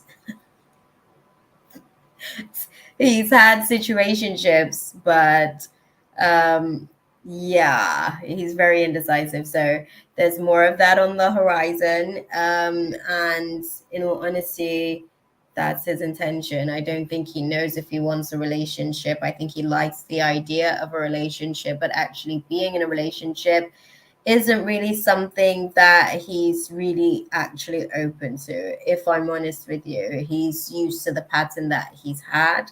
And in all honesty, what he's doing with you right now is a mask. I'm not gonna lie, it's a deception. It's basically what he's done to the other females who got into situations hoping to get into relationship and found themselves landed in situationships that weren't necessarily going anywhere. So yeah. He's going to make the effort towards you right now whilst you guys are sort of like working towards something and building on something. And the moment you get to said thing, he'll start looking on to calling somebody else in, bringing in a soulmate. He doesn't have the emotional capacity for a full-blown relationship. His mental and emotional state at best can withstand a friend with benefits. Ideally, situationships are his safe haven. At best, he can manage a friend with benefits situation. Just because he doesn't necessarily have the mental and emotional capacity for relationships, it just feels like a lot of existing hard work that I don't know if he's ready to sort of like put in. So yeah, that's just me being honest with you, right? And in terms of his personality, he's quite charming. He loves a good joke. Sometimes he likes a crude joke, actually. Sometimes he might be the only one in the room laughing at certain jokes because they don't necessarily make any sense. He's quite thoughtful. He doesn't really like snappy personalities, like the whole bitchy thing is a bit of a turn off for him. He shuts down to that type of energy. Like if he's being told off, like you know, with all the attitude and stuff, he doesn't really respond well to stuff like that. I think that's been a part of the issue with the females that he's chosen in the past, where they have been very vocal and very forthcoming about their distaste and displeasure towards certain choices that he makes, and his inability to actually navigate through conflict resolutions, probably one of his, yeah, well, he definitely chose the right one then. You know, he definitely has a taste for some of that.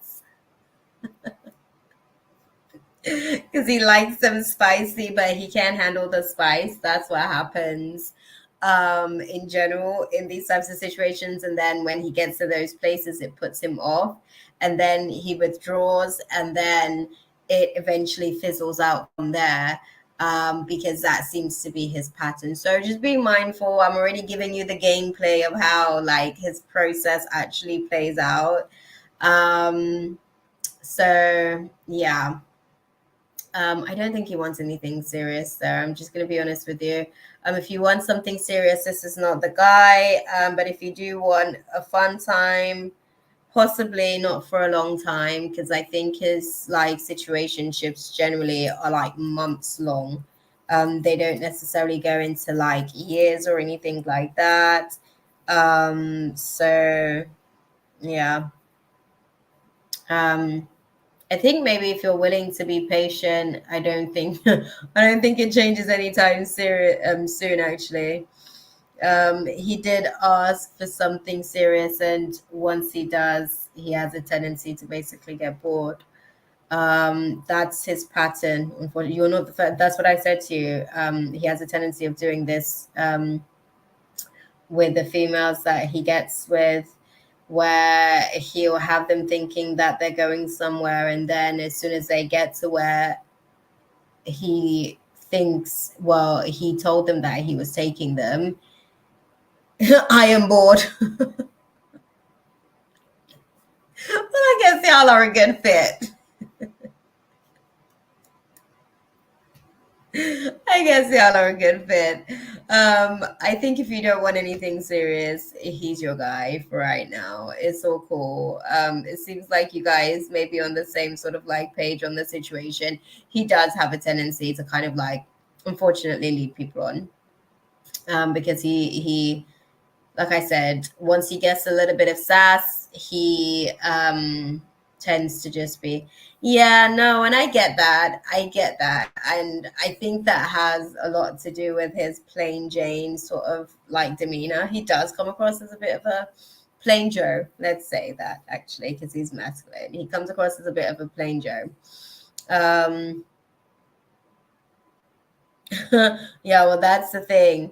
I think he's okay for you for now. But if you're looking for something serious, this isn't it. I'm just being honest. He says that he wants something serious, but he can't withstand it, actually.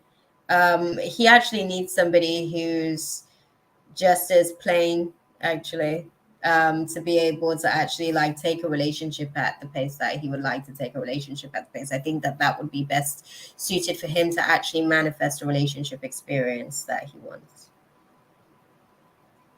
Okay, that part.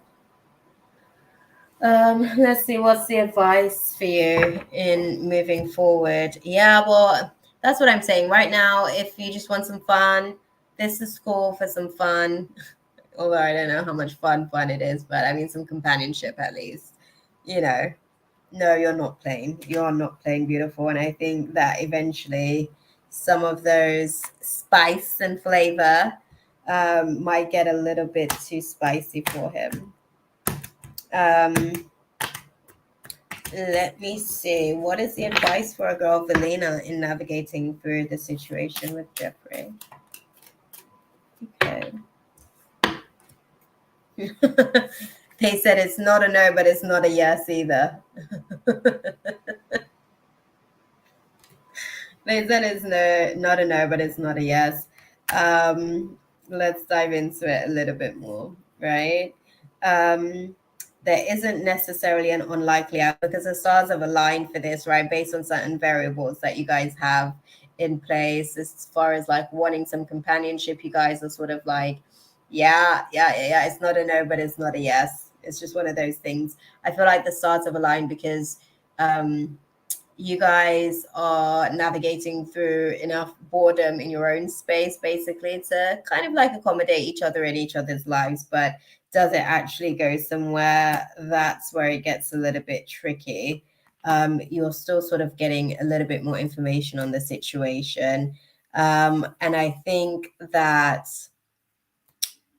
during the process of you getting more information, you know, you're not necessarily going to let the situation go, but there are going to be certain compromises that you'll kind of make. And yeah, they're saying to sort of trust the process. A year from now, this isn't something that's around, to be honest. So it's not something that actually sort of like lasts per se, but it's okay for now, basically, is what they're saying. Okay. It is okay for now, at the very least. The stars have aligned. Okay. I hope that that was useful for you, beautiful. Because they just got right down to the nitty gritty of it all. That part. Oh, there we go. And then there was, that's okay. Friendship it is. Yeah. Yeah. I think that's where ultimately it's going to end up in the end, to be fair. And we have a donation from Kay. So we'll add Kay to the donation list as well. By the way, I saw the doctor again. He is married, but he did look at me. Yeah. Back. You bad, Kay. Yeah, no. All good, beautiful. All good. Hold that thought there. I'm gonna go and top up my drink and have a little break. I'm gonna put my robe on as I leave the room. Okay, don't judge me, anybody. I literally live in my robe. It's been my baby. I had to wash out the stench of the energy of depression because I was living in it during the times in the last couple of weeks where I was navigating through those future timelines. Thank you and Merry Christmas in advance. Thank you. Merry Christmas to you too, beautiful. Look, me and my nephews did the tree. Do you guys like their job? I should put the lights on so you guys can see their awesome job. They were hilarious. They made me laugh, actually. They brought such joy to my world. But yes, if you guys give me a second, right, your girl is gonna go and sort herself out. Okay. Start typing your question. And you can leave that in the chat for me for when I get back. And after K, we're going to get back to this free list with Lalima. Okay. We've got Lalima, Svetlana, Ultra Ego, Firefly, and Kayla. And then on the novelty list, we do have my YouTube account and Ari, depending on, you know, if they're here after the fact.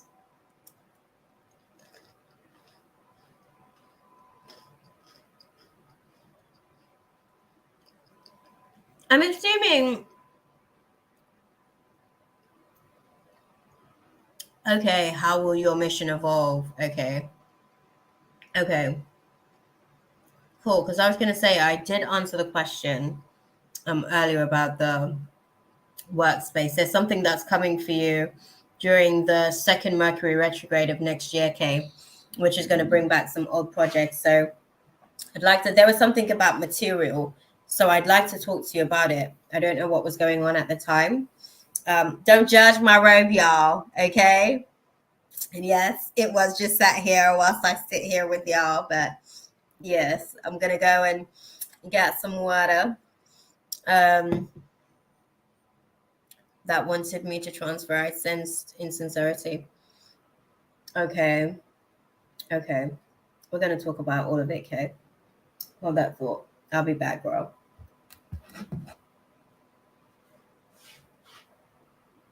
Hold that thought, y'all. And then we're going to get back into it. Lalima, hopefully you're here because I think you're next after Kay as well. If I'm not mistaken. Let me go back. Yeah, it's Lalima, Svetlana, and then we've got Ultra Ego. Ultra Ego, that's what's up. Don't worry, I got you. This is actually fairly quick for us, actually. 2 hours in. Not bad. We're getting better, considering 20 minutes of that was actually figuring out the situation. So literally it's been 2 hours and we've already done 6. That's progress, if you ask me. Ah.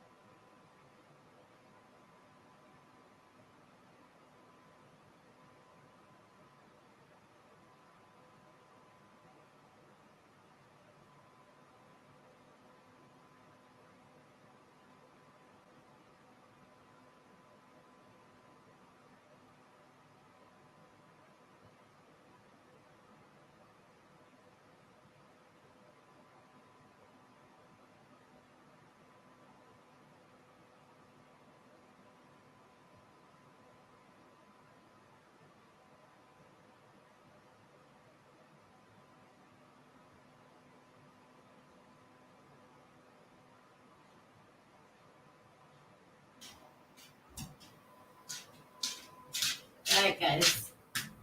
I is back. Oh, good. You're still here, Svetlana, because I think it would be Kay's now on the donation list, and then we have Lalima, and then Svetlana. Is Lalima here?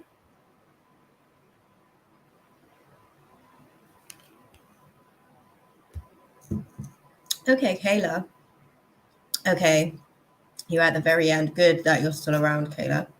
I don't know if Firefly's still here as well, but you're on the list. I guess we've got the standby list as well.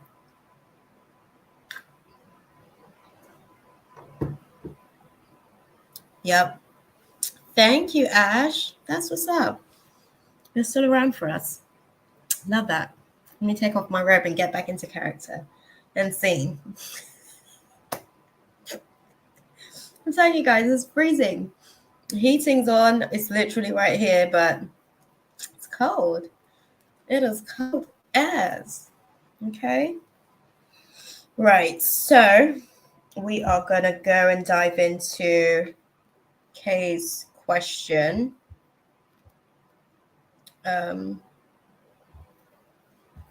What did she want you to transfer? Or where did she want you to transfer to, Kay? Let me ask you that question. And we're going to go and dive into your stuff. One of the ways that I saw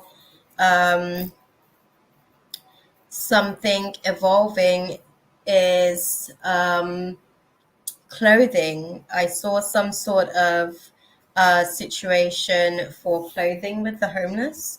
It was like creating certain things for the homeless, which I say clothing, but it may not even actually be clothing. I can actually see it as like, how can I put it? Stuff to do with like stuff to keep them warm type thing. I see you looking at material to sort of like, like build duvets. It's not a duvet, but to build something like a warm enough blanket for them to sleep rough, for those who are sleeping rough. Eventually, future, and I have to say future because this is something that's potentially a 17-year-long mission. And I see that the community, actually, a part of your mission, brings the community together to be able to support the homeless and those who are less fortunate, in essence, in terms of community where you are by then. And I have to say by then, because like I said, this is a very long mission. Good to know that you're still here, Firefly. Yeah. And I think with the situation, it's definitely going to take some persistence because it grows and it evolves. I don't think that that's where you start off with the homeless project. I feel like there's resistances and certain contentions that you deal with, certain challenges that you're faced with dealing with, that actually brings you to that place where the homeless project is something that's near and dear to your heart, actually. And that's the one thing that eventually sort of like develops a lot of your focus as far as like the nonprofit side of things that you do. So that's definitely an aspect of how things kind of evolve.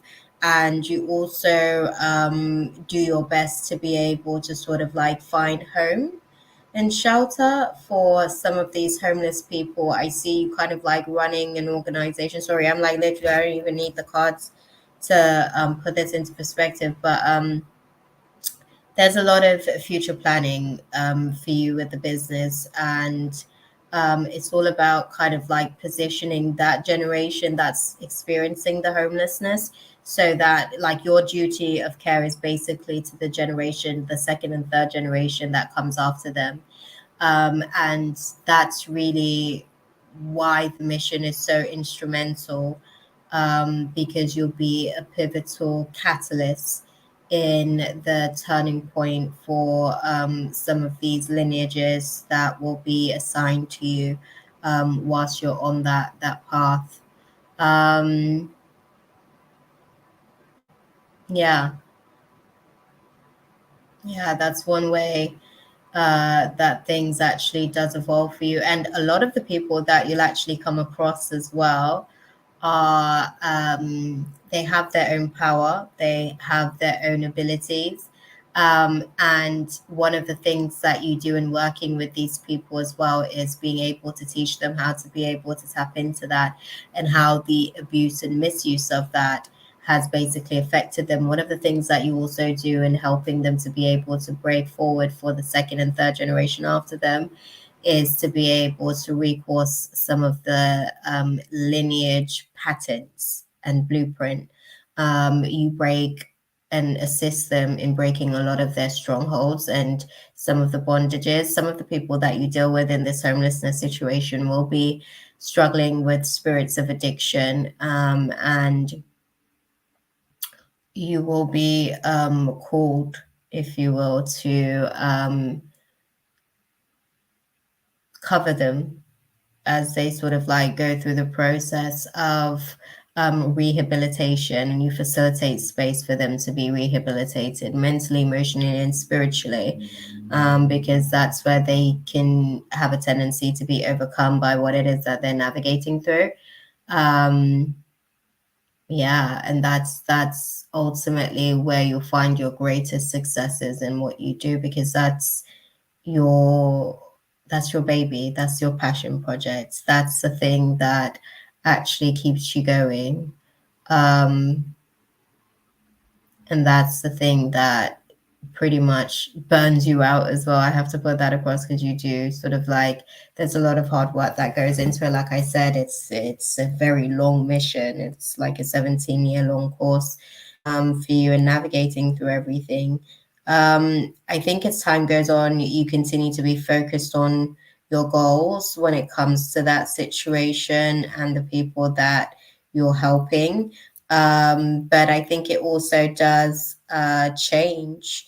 I think it starts to be incorporated. I think a lot of the people that you initially start to help, they'll have their own, like I said, power source. And that's kind of like where you're going towards assisting people that are navigating through their own challenges, right, of their faith walk.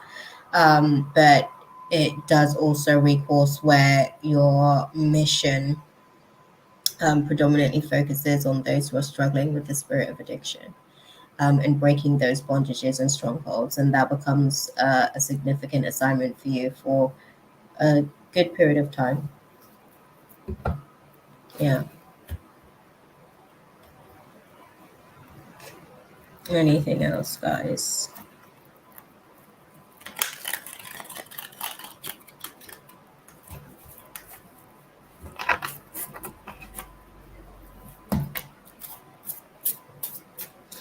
Just pulling some cards as well to see if there's anything else that they want me to sort of put across with the situation.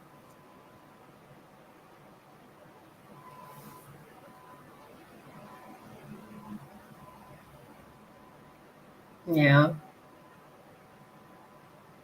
Yeah, they're saying that the resistance is like the resistances that you experience, because I spoke to you about this in the previous reading about the masculine who will basically be a hindrance in your work situation, which will also kind of like propel you to make certain impulsive yet calculated decisions towards your personal career progression. That they're sort of like speaking on that aspect of things in terms of how that is an aspect of where you're able to sort of utilize your optimism to turn that situation around. That loss actually allows for you to become more open to some of the changes that are necessary. And I think right now your thing is figuring out how to be able to sort of sustain yourself in terms of some of the things that you want to do, and the answers will start to come to you. I think it's a case of being able to you'd be the final person on the donation list, Miss Yaz. I literally just got the download about you maybe 2 minutes ago, so your guide is already asked. But yeah, you'll be the final person on the donation list. That's fine. With the situation with the business kind of moving in a different direction as far as like the career dynamic, like your current like job situation, the job situation and the career situation, they're two completely different things, right? The job situation kind of like bringing all of these resistances will allow you to be, well, they're I'm not going to say forcing you out, but they are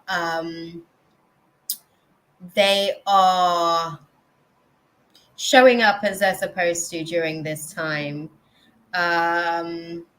Showing up like they're supposed to during this time. I think for yourself, in the space, it's not going to be like super, super uncomfortable, but there's a level of discomfort that will develop, I guess, going into the 2024 timelines. Like I want to say May is really when there's like ultimately an eruption of some of these forces that are at play at the minute. And that kind of continues moving into July, which is where there's an ultimate shift for you in terms of your breaking point on certain things, where you start to look at some of the underlying projects that you have, that you're still thinking about how to execute. I think some of the push that you'll get from May to June will kind of like force things to start to unravel July onwards. I think it was July 16th we got, when we were speaking about that previously. From there, that's where the career situation starts to come into like a quick change for you. So yeah, it may be a situation as well, in fact, where there's enough of a crisis, I guess, going on, where you find that your career and your job actually aligns, if that makes sense. So what you're doing job-wise aligns with what you want to do career-wise. I think that what's going on right now to kind of like help push you in that direction is actually pushing you into the direction of the next career transit, which sets you up a little bit better for some of the things you want to do. Actually, you'll touch lives in the other place that you're going. Basically, is all I can say on that. They're like, yeah, it feels like being touched by an angel. So the angels that you walk with, the angels that you carry, like, you'll be able to touch the lives of others through your assignments. And they'll feel the presence of the angels moving through you. So, yeah, it also helps to kind of reignite their faith as well, the people that you'll come across. Okay, let's get a little guidance on this. They're saying perfect timing. So this situation's all about everything just aligning perfectly for you. Janelle, free list and donation list is closed, my love. I think we've literally just given the last donation slot to Miss Yaz. And her guides were somewhat sort of like claiming it beforehand. So, yeah. That's okay. Thank you, beautiful. We'll be back in these YouTube streets next week. Okay? That part. And Miss Yaz, we've got your donation. So I'm going to jump on the free list, grab someone from the free list, and then I'll come back to you on the donation list. And and unpack your question. Yep, I've got it. Beautiful. Thank you. So yes, we are good to go on the whole context. Let's see. I felt shielded at work. Yeah, because it's not supposed to like it's not supposed to penetrate you, but it is supposed to create urgency. Basically, that's what it's for. Like the level of discomfort that you'll kind of like experience is just to like I said, encourage you. It's a force almost, because like it will feel uncomfortable, so it will force you into the next sort of transit, but it's not supposed to sort of like penetrate you to the point where it depletes your vibration or depletes your energy. So definitely some protection there, because the angels are sort of like setting you up for your next assignment in essence, and that's been orchestrated. I don't think the position's available yet in terms of wherever they're sort of taking you. So I think that that's what's kind of like at play with that behind the scenes at the minute, to be fair.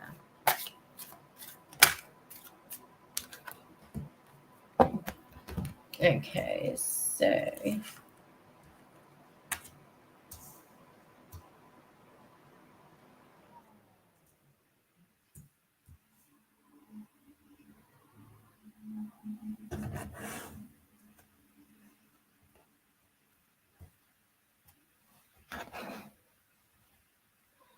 okay, so the guidance for you on the situation is that remain positive on, you know, some of the things from the past. There isn't necessarily like any changes that are significant that are coming in that space, and there's not necessarily a peaceful resolution to some of the things that will sort of like transpire. And it's not necessarily going to be one of those things where the external health of the situation will improve, but internally there'll be a lot of internal growth. And that internal know that you'll be getting to like having to experience the situation around you, because there'll be lots of blocked emotions, there'll be lots of unanswered questions. It's kind of like cliffhangers that doesn't really sort of like plays out after the facts. And those are some of the ways that this situation will kind of like play out for you. But again, it's kind of encouraging you to move into your next phase. The second Mercury retrograde transit on the 2024 timelines are basically calling you into your entrepreneur sort of like archetype. And that's where something in essence is going to sort of be birthed. But I also think that there's a job role that comes along with that as well that aligns and coincides with it, which is kind of being built behind the scenes at the minute. Okay. But I hope that that was useful for you, beautiful. It seems like there's some stuff that you're going to be doing with the homeless, in particular, people that struggle with addiction. So that's where your, I guess, journey is going to really take a stance and evolve as well. And there's people as well, like you're kind of like, how can I put it? Help rid them of their demons. That's the best way that I can put that. Okay. Right. Let's have a little look, see who is next on the list. I think we've got Lalima, no?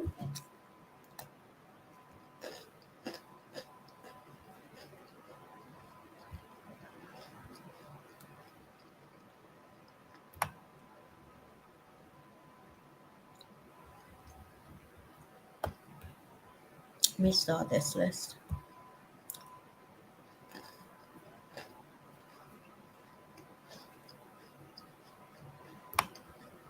Lalima.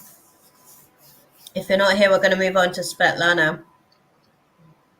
If you are here, Svetlana, Can you pop your question in the chat? I know you're here. Okay, there we go, Lalima. Can you pop your question in the chat for me, please, beautiful? Ultra Ego, we've got Svetlana, and then we're going to come to you, my love.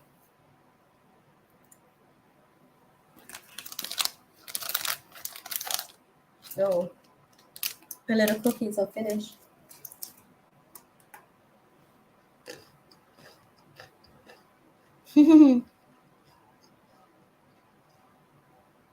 Don't worry, Svetlana. I'm going to start your question. Lalima, pop your question out there, and we'll read your question, and then we'll get on to Svetlana's question. And I think Ultra Ego is going to come on the actual live.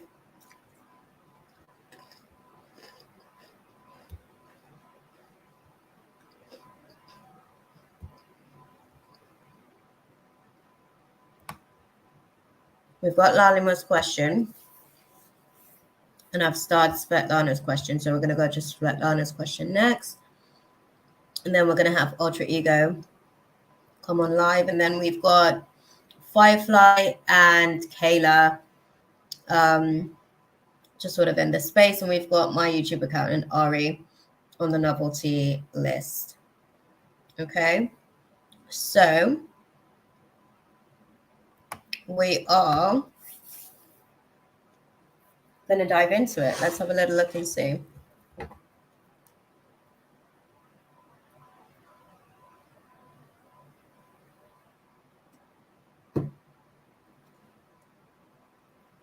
Lalima. Lalima wants to know Nick Hill's current feelings towards them. Oh, okay. A little bit of resistance, some blocked energy there.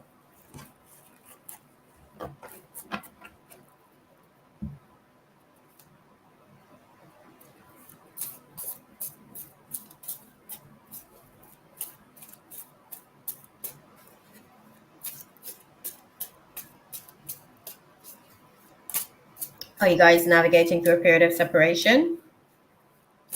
I have to ask that question because it's showing me that there's you guys are navigating through some complications with some independent cycles. So that can sometimes create distances, emotionally and otherwise. So I have to ask the question. Okay. That's really why you guys continue to go through on and off sequences, because of the class of independence. You guys finding the right balance between independence and yes, you are, Miss Yaz. You're after Lalima. Then we're gonna go. Sorry, you're right there. Then we're gonna go to Svetlana afterwards, and then we'll go back to the free list. My bad, girl. I'll be doing that. I stopped running behind him after repeatedly trying. Okay. Yeah, good for you, because I think he generally kind of has a tendency to be a little bit flaky. He creates his own resistances a lot of the times with his tendency to be a little bit indecisive. So that's what that situation can be like. Okay. Interestingly enough, on his situation, it seems like he's navigating through his current energy towards you as Hanged Man, which means that he's navigating through some a whole lot of nothing. He's not really doing anything either way, essentially. He's just kind of hanging around, being indecisive, not really too sure what he's doing with anything, so he's not ultimately making a decision either way. There's a desire for independence, which is why you guys are navigating through this indecision. So it's about you guys finding the right balance between independence and interdependence. That's really what this class is when it comes down to you guys. Let's have a look at seeing what to expect for you guys moving forward as far as the connection, because I think that's really the question, right? What do you see happening with these guys moving forward?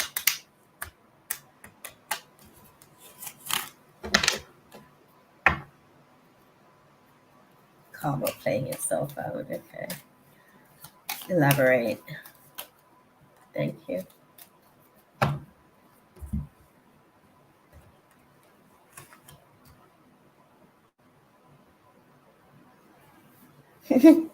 Okay.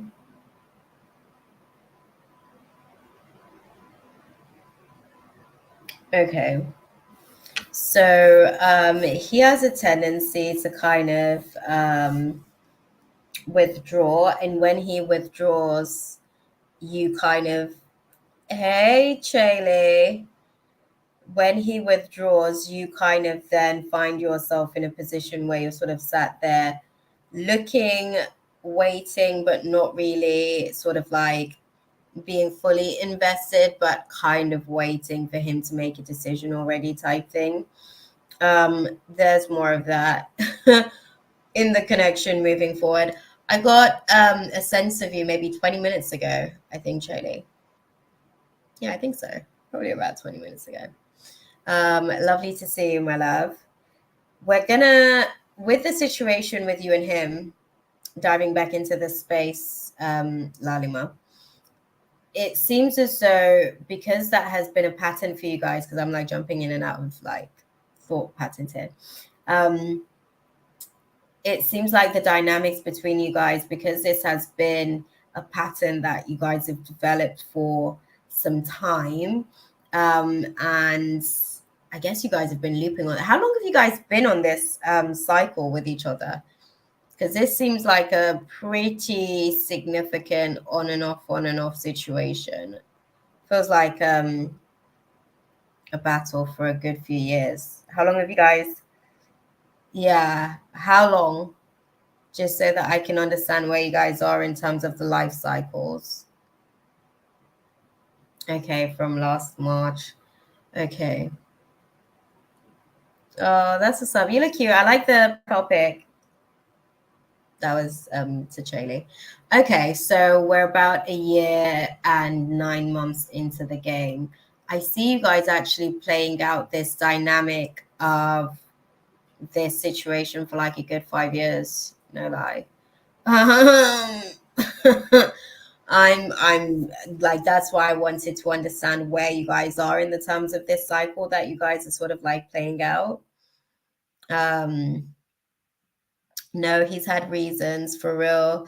That's always why I try to understand, but now I'm unable. No, and I know, and I get you, because he's literally, from what I could see, that there were like always things that he was really diving into. It's like you weren't necessarily, how can I put it? You weren't available all the way, but you also weren't emotionally available to anybody else at the same time with the situation, because you were sort of somewhat being able to be there for him to some degree, right? Without overexerting yourself and your own energy in the space as well.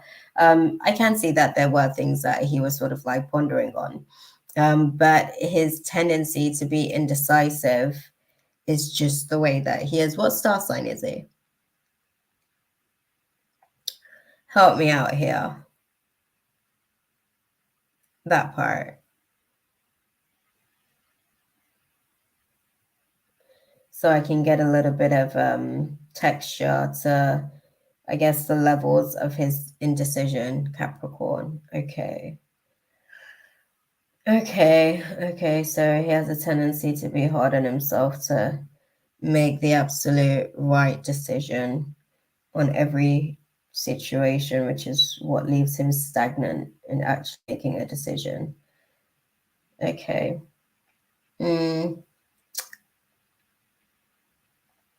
Okay, so what I'd say with the situation is that this is something that is ongoing. This connection that you guys have, it's a looping cycle. You may be on the ride for up to 5 years. He seems to be looping, for lack of a better way of putting it. He seems to be looping his inability. I think it's actually more to do with his moon. I like the sun being Capricorn, so I understand that it's because he wants to basically make the right decisions, but I think it's his moon actually, in terms of why he's indecisive about making the right decision. But yeah, unfortunately the free list is closed, my love. Donation list is closed as well. Yeah, sorry. We're going to be wrapping up soon, hopefully, as well. So it's unfortunate. Maybe tune in next week and get into the room nice and early. All good, my love. Let's have a look and see what the advice is for you, Lalima, in navigating through the situation.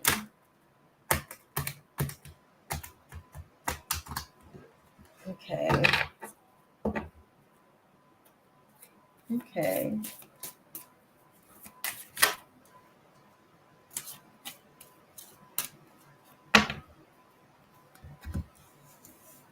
Okay. Elaborate for me. Okay, his moon is Sag. Okay, so it's a combination of his moon and his sun sign.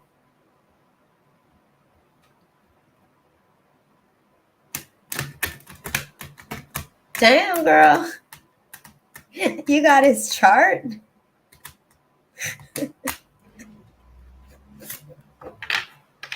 It always cracks me up because you see memes. Like whenever I see the memes about like she wants to know your time of birth, your location of birth, all this stuff. Once y'all meet, I'm like, yep, that'll be me.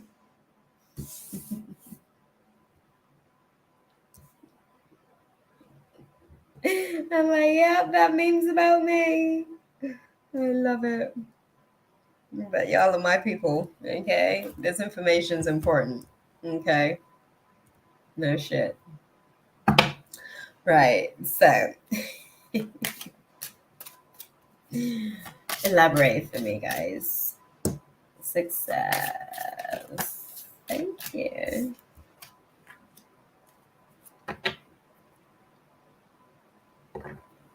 With this one.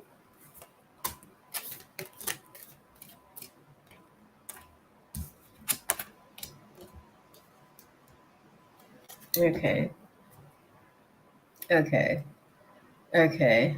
Okay. So he's my friend in an app which has all this data.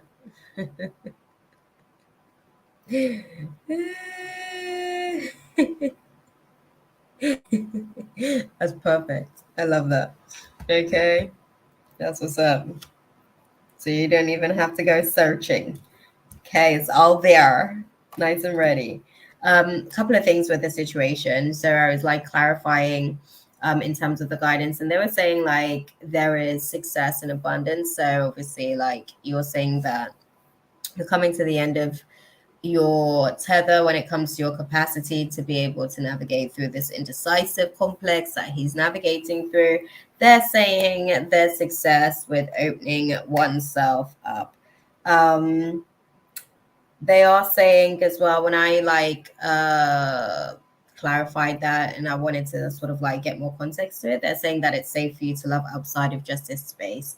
But what you will find is that there are some spiritual and religious beliefs that you will sort of like navigate through some of those differences and finding a counterpart that kind of meets some of your spiritual needs, you know, in terms of what you're looking for in a partner.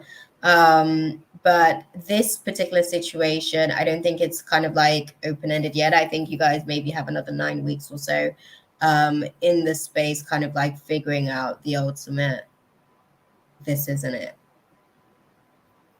for both of you, possibly. I think more so for you than him because he's more in acceptance, whereas yours is a direct decision, definitively made. Okay, I hope that that was useful for you. Yeah. That part. And oh, my bad.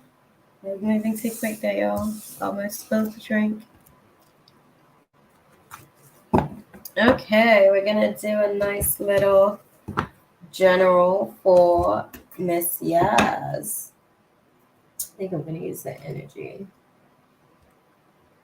Yeah.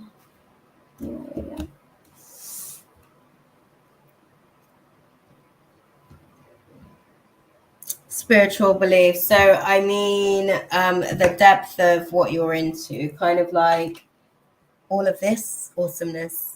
Finding a person that has a certain level of depth, basically, to be able to take on your belief system. Those will be some of the challenges that you navigate through, because these are some of the things that you like to have conversations on. You also like to know that they are also aware. So, yeah, that's what I meant, beautiful.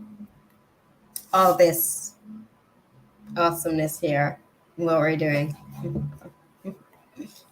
Finding the right counterpart to fit in the midst of all that.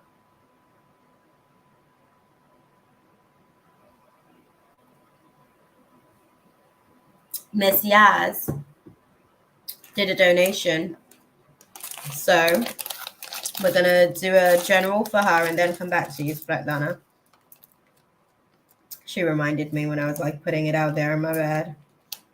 My bad, y'all. Your girl's fresh back into these YouTube streets. Sorry, I've got like some sweets over here to keep my sugars going nice and high. Oh, good. Oh, good. We'll come straight back to you.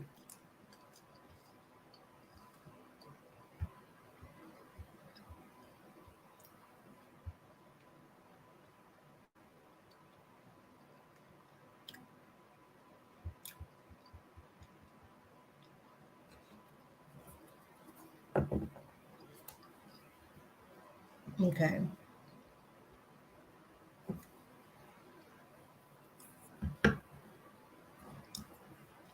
Creative arts, unfortunately, free and donation lists are closed. We're actually going to be finishing up real soon. We've got Svetlana, Ultra Ego, Firefly, Kayla, my YouTube account, and Ari to close out this space. Sorry, my love. Okay. Miss Yaz. Any messages for Miss Yaz?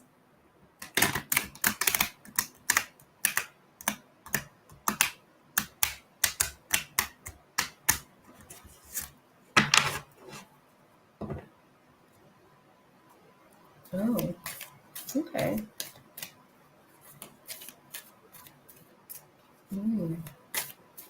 Interesting.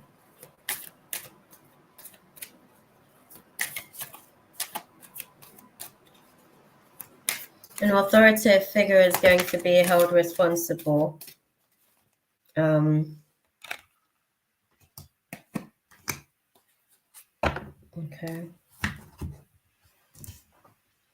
Couple of things. So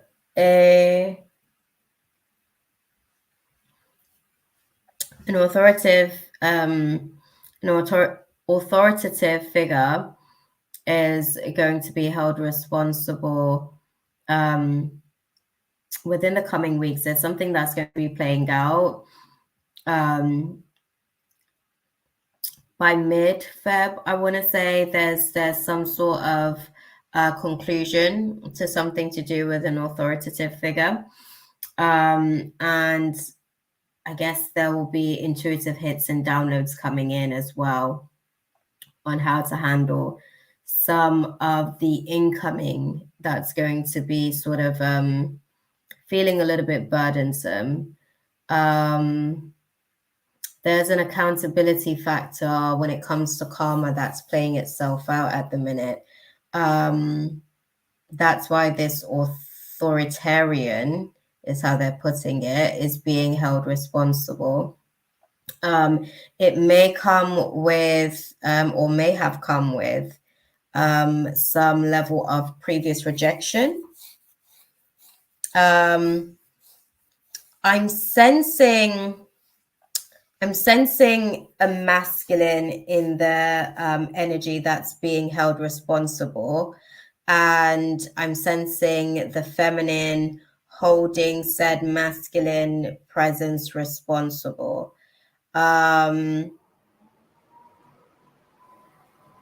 Yeah. And there's something that's going to be, it's kind of like, it feels like an inevitable delay, but it's almost like retribution moments. It's like payment time, karmically speaking. Yeah, it kind of like gets to a point where it's a truce, like okay, there's nowhere else to go. There's no more excuses. There's no place to run and hide with the situation. Enough is enough. Like, this is what it comes down to when it comes to the situation. I think by the time it gets to this point of the retribution, like the energy for the feminine's definitely burnt out, but this was like the last sort of that was left in there in navigating through the situation.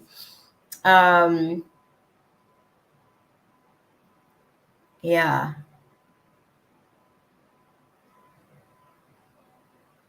There's a beginning sort of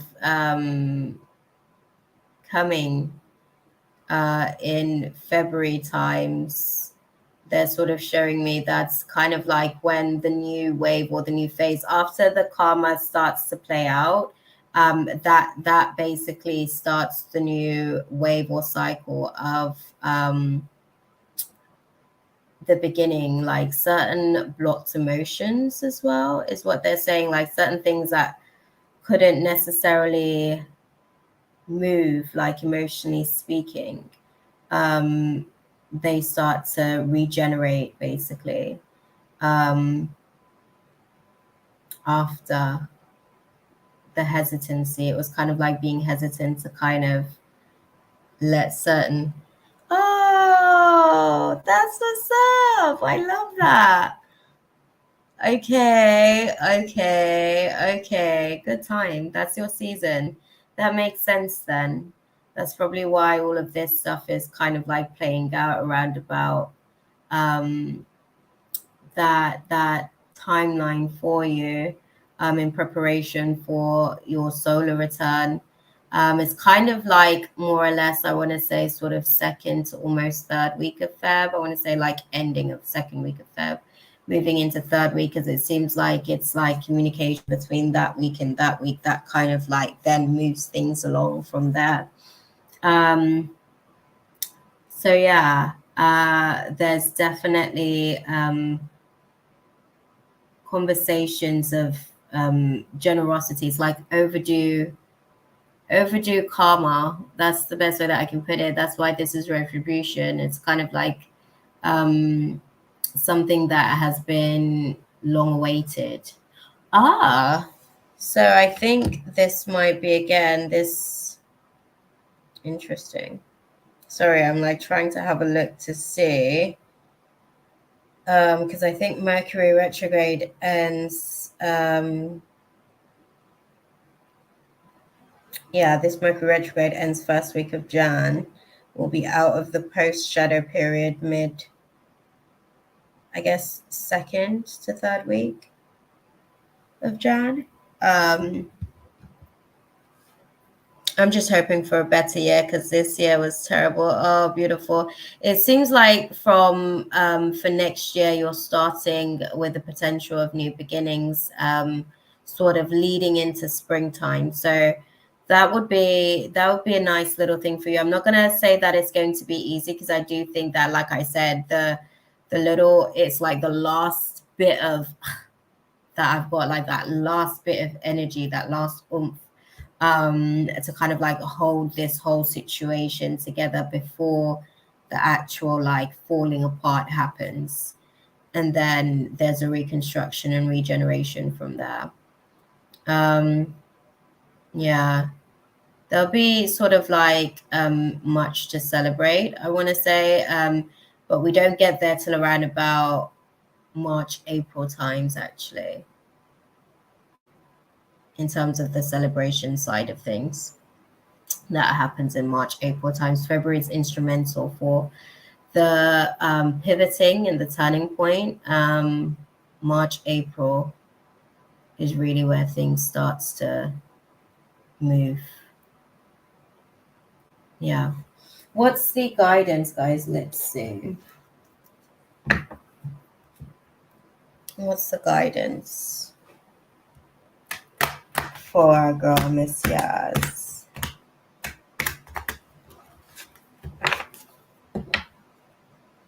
Okay, that's nice. Thank you. Okay. Yeah, they're saying the situation will improve, but it's up to you. You can't necessarily wait around. You will get the intuitive hits on navigating through, I guess, whatever hostilities, because it does come with hostilities. I ain't gonna lie. There's definitely some harsh and frank conversations that I had. Travel, in what sense? Are you asking about if travel's on the cards as well? We can dive into that as well and have a look see. So I know you paid yeah, you paid a good little donation, so you get a couple of questions. Do you want to have a look into travel as well? If travel's on the cards next year for you? Let me know.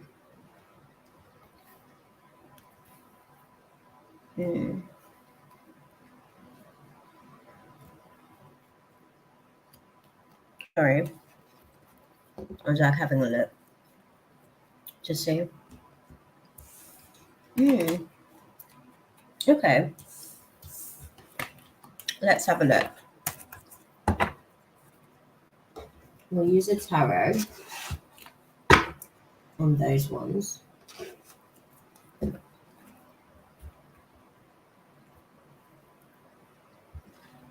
Travel, guys. What do we see when it comes to travel? What do we see when it comes to travel for Miss Yaz? As clearly as you can. Okay.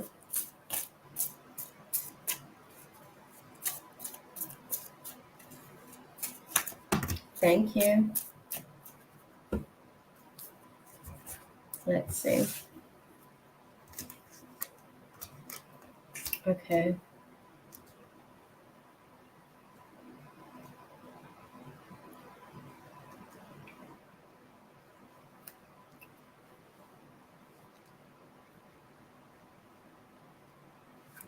Okay, so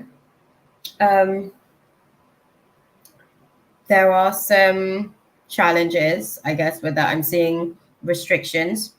I'm seeing lost opportunities. Lack of planning is a aspect as to what has held you back in the past with being able to do that. I don't necessarily see much, maybe potentially one. And I think that that's because you actually have a lot of other things, I guess, that starts to move in your favor, but there's room for at least one. And even then, it comes with a lot of making sure that you plan accordingly, because that's going to be very instrumental into how well that actually sort of goes as well. It's not until later on in the year as well, as far as the travel situation.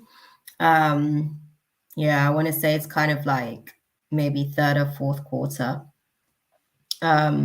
as far as the travel situation. There may be the potential for one, but I think that's because of the planning aspects of stuff. Yeah, that's precisely it. I think it's because of the planning aspects of stuff and being able to kind of like get everything all together. But there'll be at least one great experience there that you can, you know, appreciate. But I think planning is everything when it comes to it. Hey, Joe.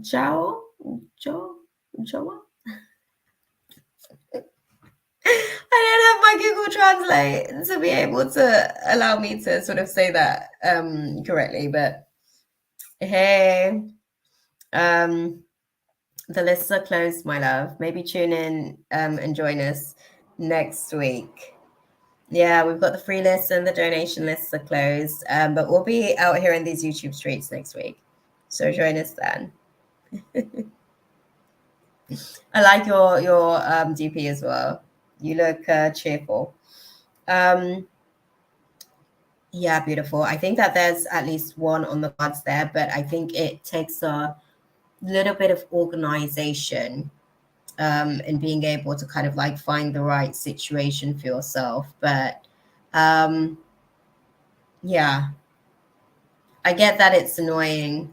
I think it's having the right conversations and kind of like making the right plans and having the right sort of like schedules, because you've got friends, snap, holla at myself, right? We'll figure out some stuff, but because again, the planning aspect of everything is so crucial. I see that there's one next year to be able to sort of like give you a blueprint basically to work with, so that you can, I guess, build upon more in the coming years as well, as far as like travel. So yeah, it's going to be a little bit later on in the year though. Okay. What do you guys advise our girl to do in terms of the travel situation? I know, beautiful. That part. Okay, let's have a look.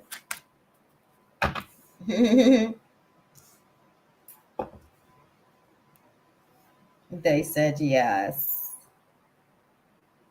The undertones of like the nose can't be trusted anymore. You just kind of have to wait for the right situations to kind of make the appropriate decisions when it comes down to it.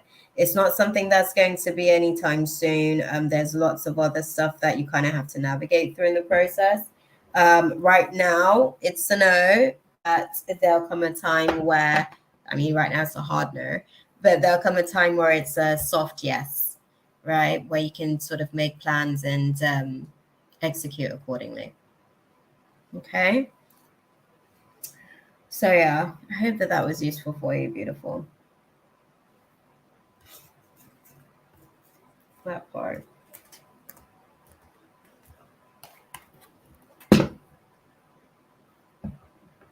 I think the authoritarian situation may have something to do with that, you know.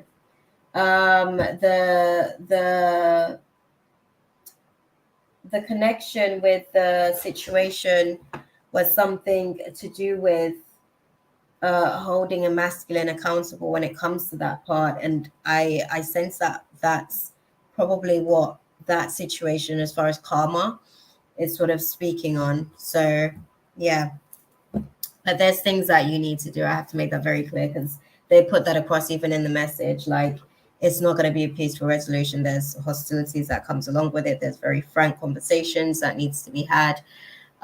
So there's some stuff to go down between now and Feb, pretty much, more than likely. We'll have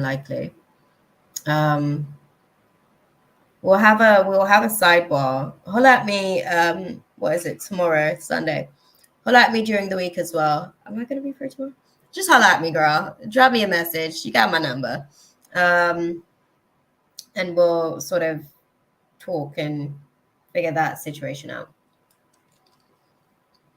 Okay.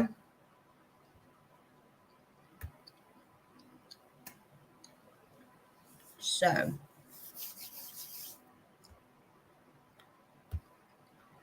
we're going to dive into Svetlana's question. Thank you, Miss Jazz. So we've got Svetlana. Then we're going to do Ultra Ego. I'm going to put the invite link out again for Ultra Ego.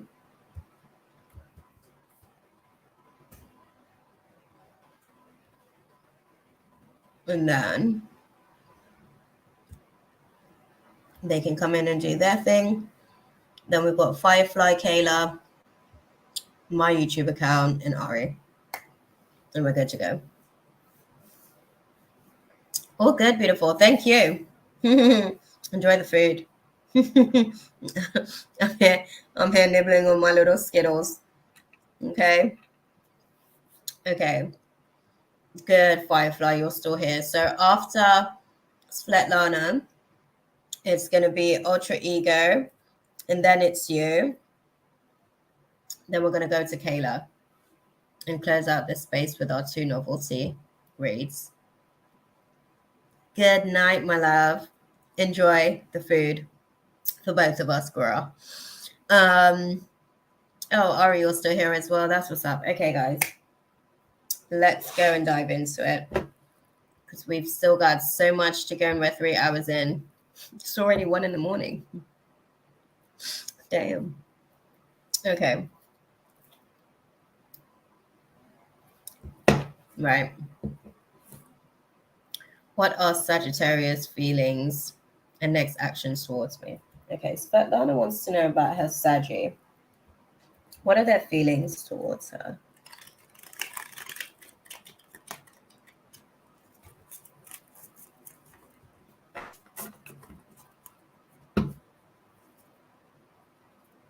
Okay.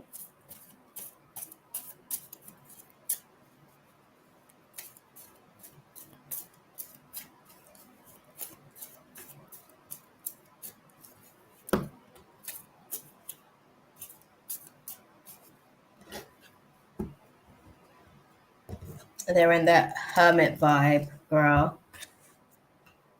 Okay. They are in the hermit energy. Are you guys in communication at the minute? Because they are full on hermit mode. Oh, that's to you, Svetlana. Your person. Are you guys in communication at the minute?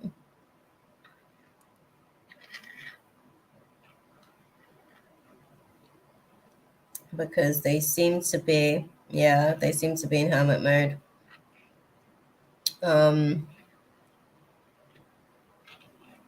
Yeah. Okay. So their intentions or their feelings towards you at the minute is to release you. No offense, I'm just being honest.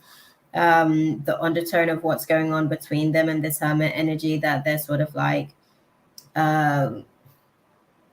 projecting, because they're fully there in isolation. Yeah, they're kind of breaking free from that isolation.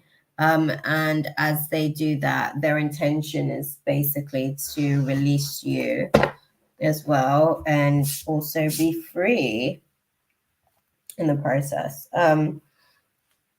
What are the next actions towards Svetlana? What's the Sagi's next actions towards Svetlana?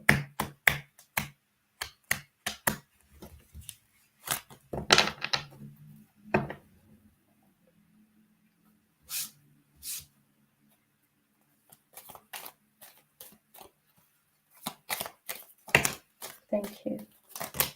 Thank you.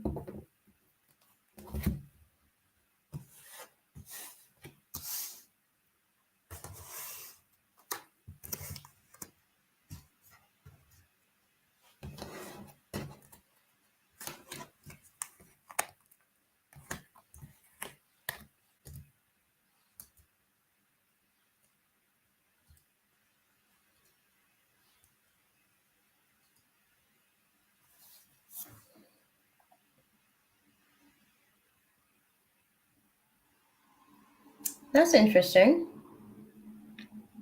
Do you know if he's dating anyone?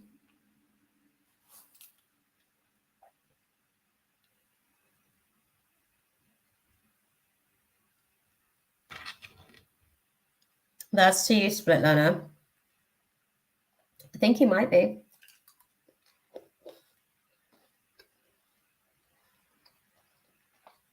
I'm seeing a third-party situation developing presently as we speak.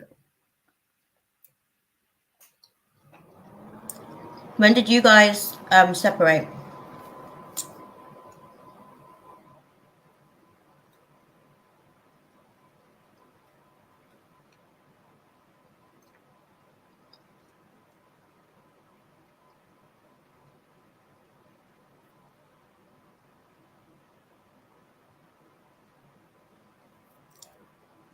Yeah, there's a third-party situation. There's a third-party situation. He's got someone presently, and moving forward, they're intending, I guess, to move forward with their situation. He seems to be walking away from the situation with you and he was aimlessly drifting at the time when he landed in a situation with this person. I guess it wasn't intentional. I don't want to say that. I think it was just right place, wrong timing for you. But this person, I guess, kind of captured what was available in his heart space emotionally. He was actually pretty blocked at the time, but I guess he found space in his heart for this person. And they are trying to figure it out. Right now, it's not a full-blown relationship. Don't think so. It's not a full-blown relationship, but it's more than a friendship at the same time. So I don't think that he's going to be circling back into this space with you per se, to be honest. That third-party situation is going to see you sort of in a situation where you're at a distance longing after him, basically. So no, won't be coming back into space. He is in something. I wouldn't call it love. I think he was in pain when he met this person, and I think she brought room in his heart to be open to the possibility of loving again. I wouldn't say he's in love, but I think he's in something. I wouldn't call it love. It's something. I'm just being honest. I think it's growing, I guess, like growing in that direction. But I wouldn't call it love because he's still a little bit cautious of using that kind of language and stuff as well. He says it, I guess, in other ways without saying it. So, yeah. I don't think that they're living together. That's why I was saying they're more than friends, but not serious. So I don't think that they're living together just yet. And I have to say just yet because I think that they've, spoken about these things just on the fly, just on the fly. But yeah. Let's see what the guidance is for you on the situation. I think that they've discussed it. Whether or not they will depend on how well they actually sort of navigate the next few months.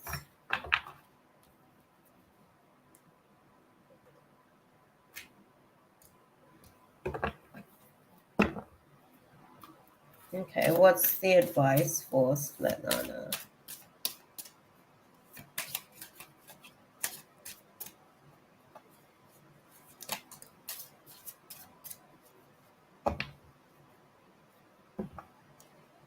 they're saying this isn't one of those don't stop situations. There is no big happy change to come from this situation. It's a pretty hard no.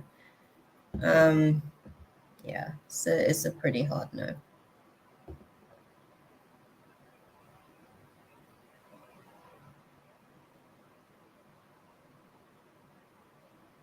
Yeah. Okay, I'm sorry, my love. I'm sorry I didn't have better news for you, but that's the truth of the matter. I hope that that was useful for you, though.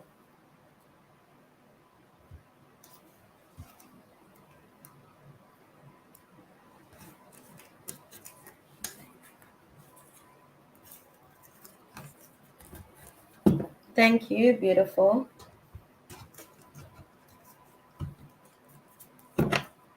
Who have we got next on the list? We have, Ultra Ego. Get in here. You've been waiting. It's 3.5 hours in now.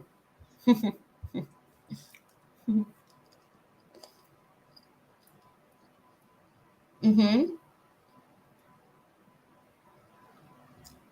Okay. Mm-hmm.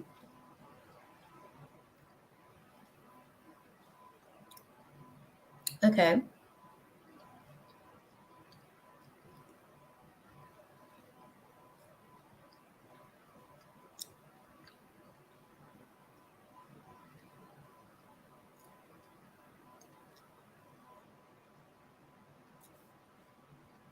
Because you stirred something inside of you.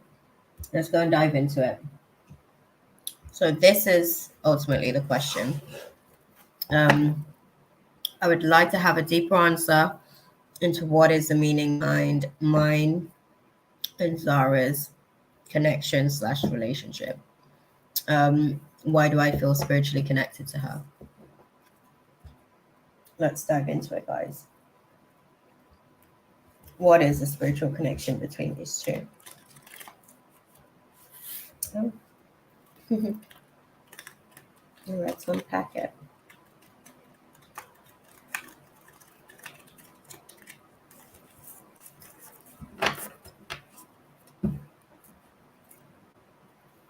Okay.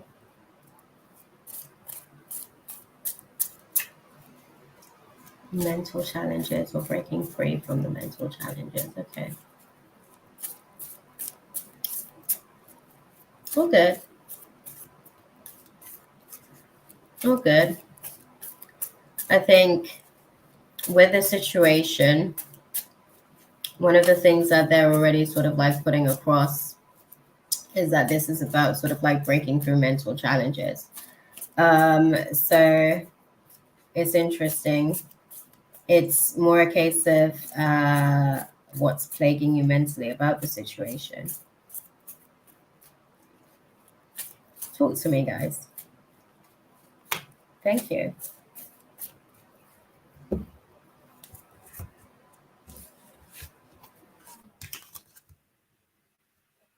Okay. Major Arcana. Okay. Okay. So their thing is, because there is no reason for me to thinking about her every day, there is perfectly good reason. Hold on, sorry, I'm like sorting myself out here. Got a dress on. With the situation, so one of the things that they're showing me, right, these are the cards that we've got for you. Sorry, I don't know if you can see them. Let me pop them up properly.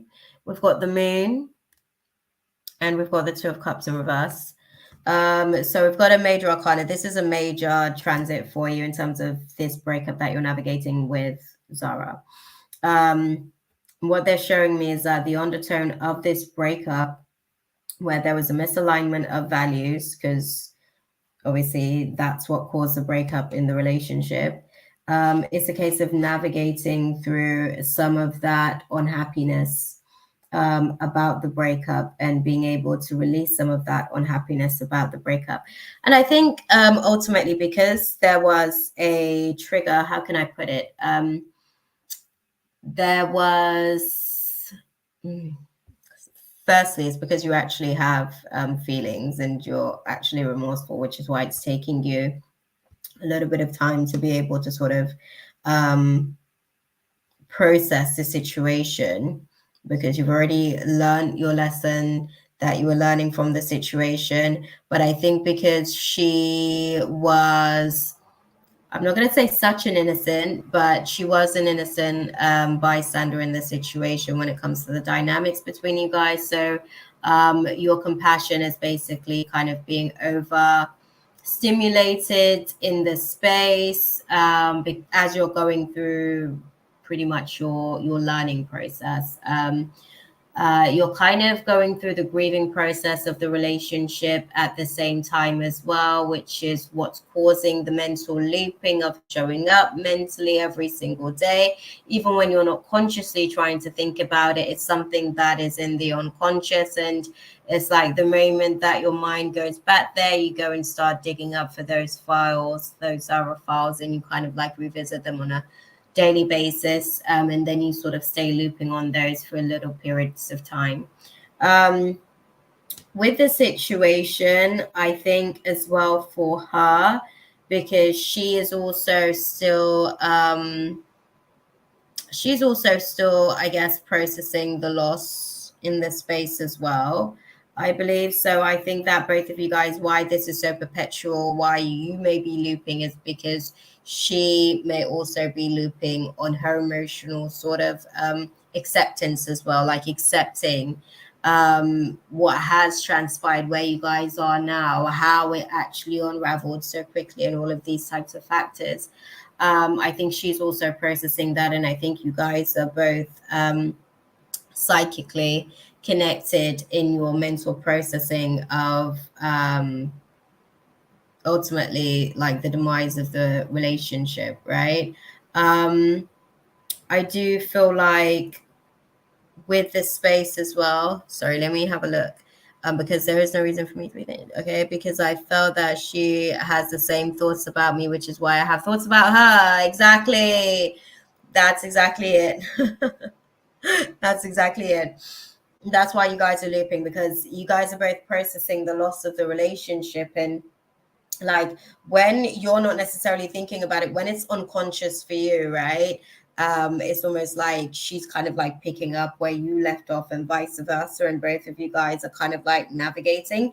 And the reason why you are actually able to sort of like feel a lot of thoughts on her is because you do have some remorse, which means that you do care and you are able to receive her downloads, her files, like her emotional hits, basically.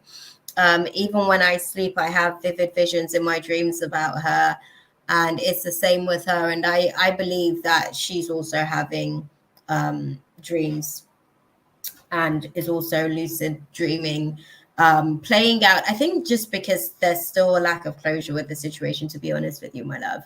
I think that this may actually still be why, because I think I don't know if you guys have had a proper conversation to really be able to put things into context. But I think there are still some unanswered questions, which again, I think there's questions like, could we try again? Would it actually work out? Why did it go the way that it went the last time? Are you sorry? Is she forgiving? Like all of these questions, because I don't think anything has been like fully dealt with, I guess. I think you guys are both like emotionally bleeding out neurologically on each other.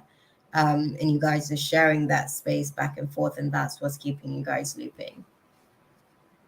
We was friends, but I had feelings for her.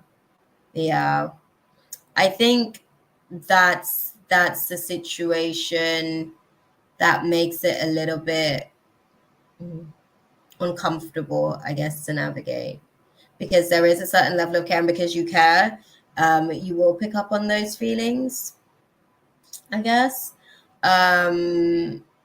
Yeah. You guys are just looping off each other, I'm afraid. That's what that situation is. Let's see. What do you guys advise Ultra Ego to do on the situation with Sarah? You guys are, it is meant like you guys, because you guys aren't speaking physically to kind of like deal with some of these things, you guys are basically processing, which takes a little bit of a longer time. Exactly, 100% until you guys actually meet and speak, because the processing is basically happening unconsciously, until you guys literally do have a conversation to unpack some of these things, because there's a lot of unanswered questions. There's still a lack of closure. There's so many things that I guess still needs to be addressed, which is why it's kind of playing out this way, I guess. Let's have a look and see. Thank you. I definitely think that is something that could very easily be resolved in person, because I think the cord is still going, this energetic connection that you guys are navigating through. It's still going because there hasn't been that conversation. They're saying that there hasn't necessarily been a past opportunity, but presently don't stop. There will be a peaceful resolution, but it's up to you to basically initiate such, to be honest. Do you want this to stop? Let me ask you that question. Do you want this? Because I mean, it's nice to have a connection, but I'm sure it must be psychic trauma and torture at the same time as well.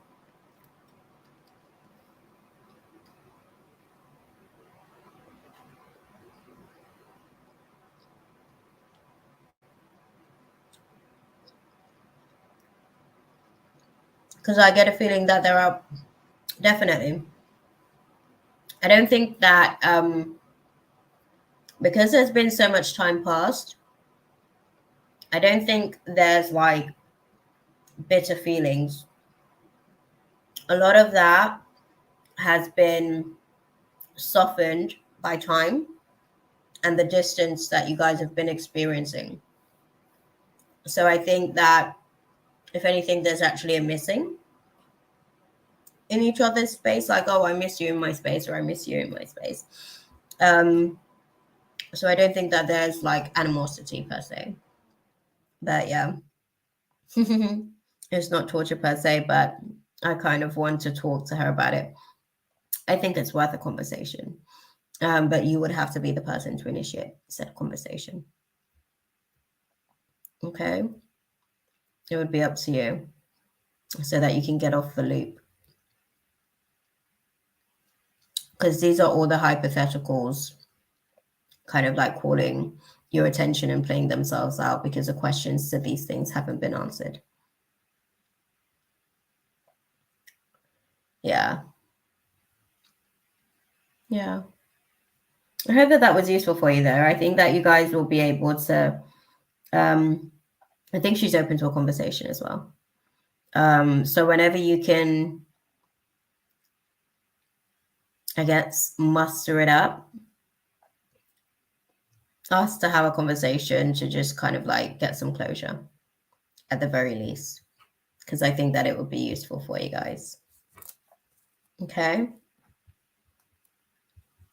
That part. But then again, I do find it weird that mentally we talking to each other, it's a weird feeling. I can't explain it. Oh, I know. But we are living in that time of psychic connection. It's a thing. And it's awesome. I love it. Saves me the bother of having to communicate. So I'm like, oh, let me just send this download. Oh, funny that. I was just sending you that file. You know, it has its pros and cons, right? But you guys care about each other, which is why you guys are able to sort of share files. So that's cute. I like that for you guys. But yeah, conversation initiated by you should sort all of this right out. Okay. I hope that was useful for you guys. Okay, ultra ego. No, it's all good. It's all good. Thank you for sharing and asking the right questions with the situation. I think you guys should be fine after a conversation, though. Genuinely. I think if you're gonna have a conversation, get all the things or all the questions, as many of the questions you want to get down, so that you guys can just address some of those things, right? So that the time is utilized productively. But yeah. Thank you.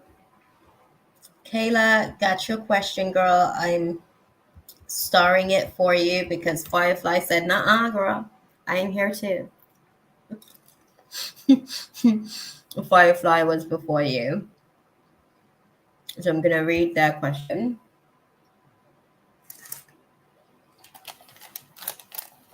Sorry, whilst I get some more Skittles to keep my sugar buzz going.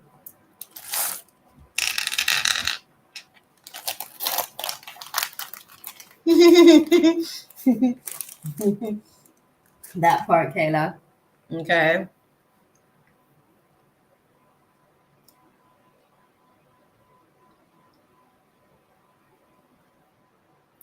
Okay. So, Firefly Magic wants to know about the Aries in their life, right? Firefly Magic wants to know how the Aries is feeling about them, firstly. And thank you for the update on the no contact thing, because that was one of the first things that they showed me. Break up to make up. So we'll have a look and see.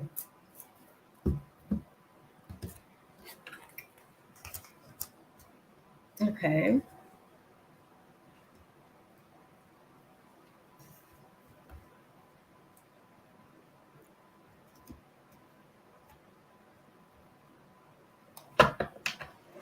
Elaborate for me.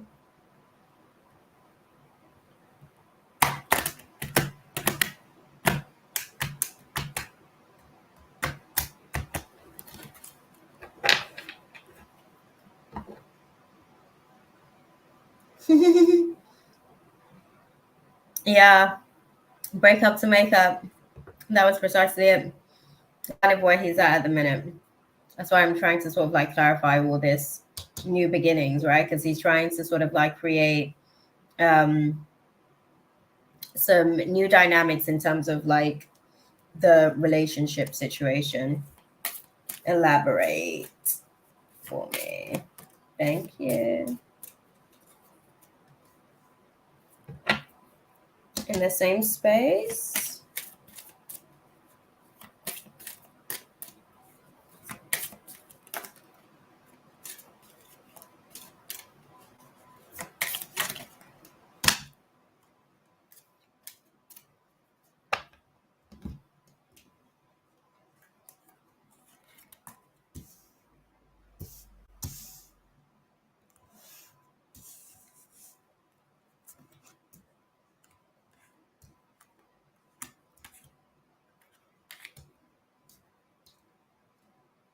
Okay, sorry.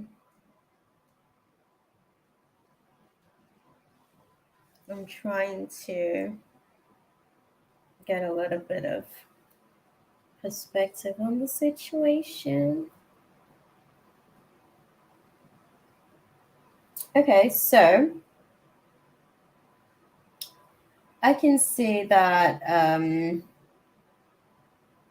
he's not necessarily obviously making an effort right now, but in terms of like some of the previous heart-to-heart conversations that you guys have had, he's definitely thought about basically reigniting some of those things. But I think he kind of like felt like he needed to take some time out of the space, get himself together a little bit. It had nothing to do with career or finance situation. I think that's something that he's still kind of like figuring out as well. But yeah, July and August. So unfortunately, the lists are closed, my love. We're actually just wrapping up shop with the last few people on the list. After this, I think we've got 3 more people on the list. And then we are good to go. That's it. Sorry. But yes, beautiful. I think he wants to basically make a comeback. So let's go and dive into potentially what his next actions are. I intend to sit back if he'll show up, make him sweat a bit. Good for you, girl. Okay, let's have a look and see what's going on with this.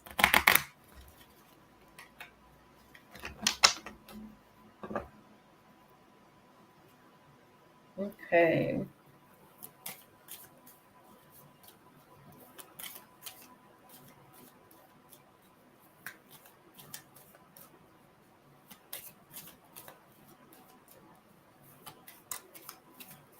Great stuff. There we go.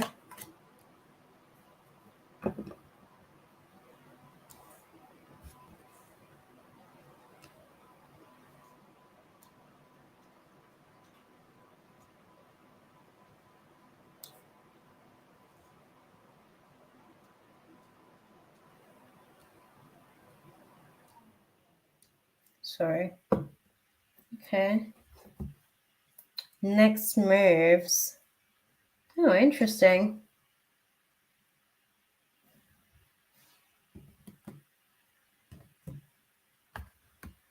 Okay.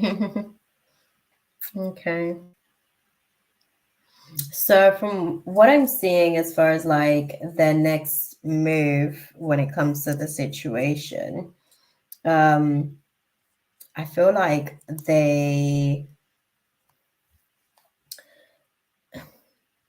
they're gonna sort of come forward, right?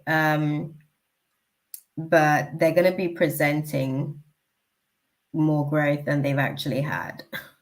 Okay, I just want to put that across first and foremost, because they are basically still a lot bit immature. I can't say a little bit, but they're still a lot bit immature in terms of the way that they'd handle things in the space with you guys. And I don't know how well they are with catering to your needs as well, as far as like emotional support sometimes. So I think that those things, I mean, that's just who they are, for lack of a better way of putting it. So those things will still be a factor for you with the situation.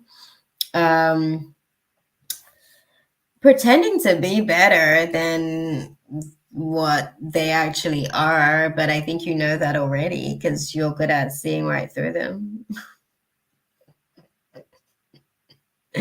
Which is why they have to come with a pretense. So yeah, I think that that's what that is. Beautiful, unfortunately. But I guess it gives you premise. Yeah, I guess it gives you premise to be able to sort of decide what you want to do with the situation when it does kind of crop up. So yeah, I don't know what to tell you, beautiful. They're gonna come and play the whole I'm so ready and let's go ahead and do this. I'll make it known I won't take nonsense again, and he can stuff his other options if he still has them. Well, that's a part of the situation where he had to go and love himself first, right? He wasn't necessarily fully prepared to kind of give what needed to be given for an actual relationship. So, yeah, a little bit of pretending. And he's still pretty immature about it. So, like I said, you're good at seeing through him anyway. So that's kind of why he comes as a lamb dressed in, what is it? Wolf dressed in sheep clothing. There you go. That's why he comes that way. Okay? He's trying to get one over. Right, so what is the guidance? Let's close out the space for you, beautiful.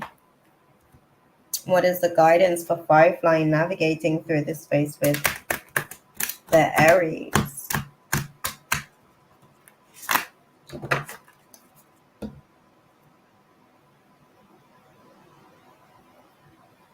Okay.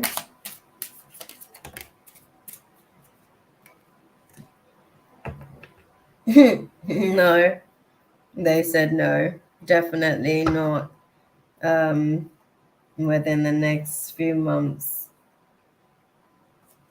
Yeah, within the next few weeks, it's a no. I don't know about romantic feelings. Yeah, I don't know about romantic feelings. Lust, maybe. Romantic feelings, not so much. These are more so the frequency that they operate on. Yeah. Yeah. I don't know if there's romantic feelings for anyone that they're involved with. They seem to be very self-serving. So that would be a hard one. But I hope that that was useful for you, beautiful. Sorry I didn't have more positive info for you, but yeah. Yeah, still a disappointment case. What can I say? What can I say? You know your Aries. Okay. I don't know what to tell you. You know your Aries. That part. But yeah. We will dive into your reading now as well, Kayla. Oh, good, Firefly. Thank you.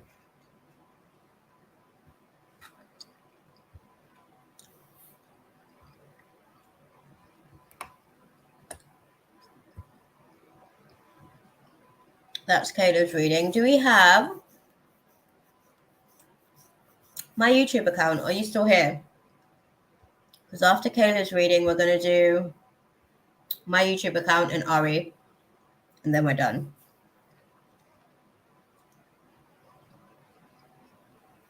Okay?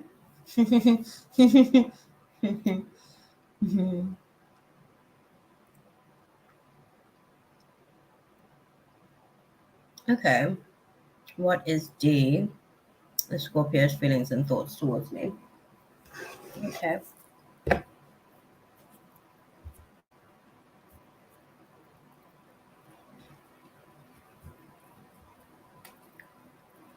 What are D's feelings towards Kayla?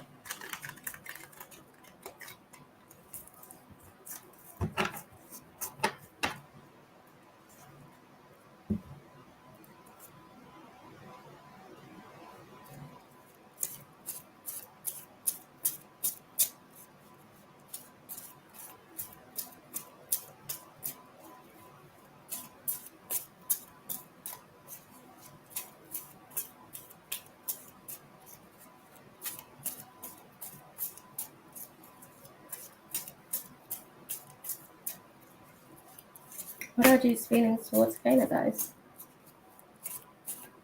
Make it very clear. Thank you.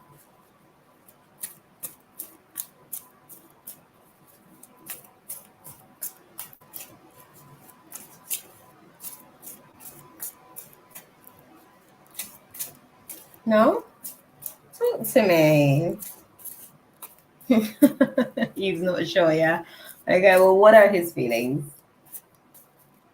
Make it very clear. Yeah, as clear as you can, in spite of his confusion. Okay?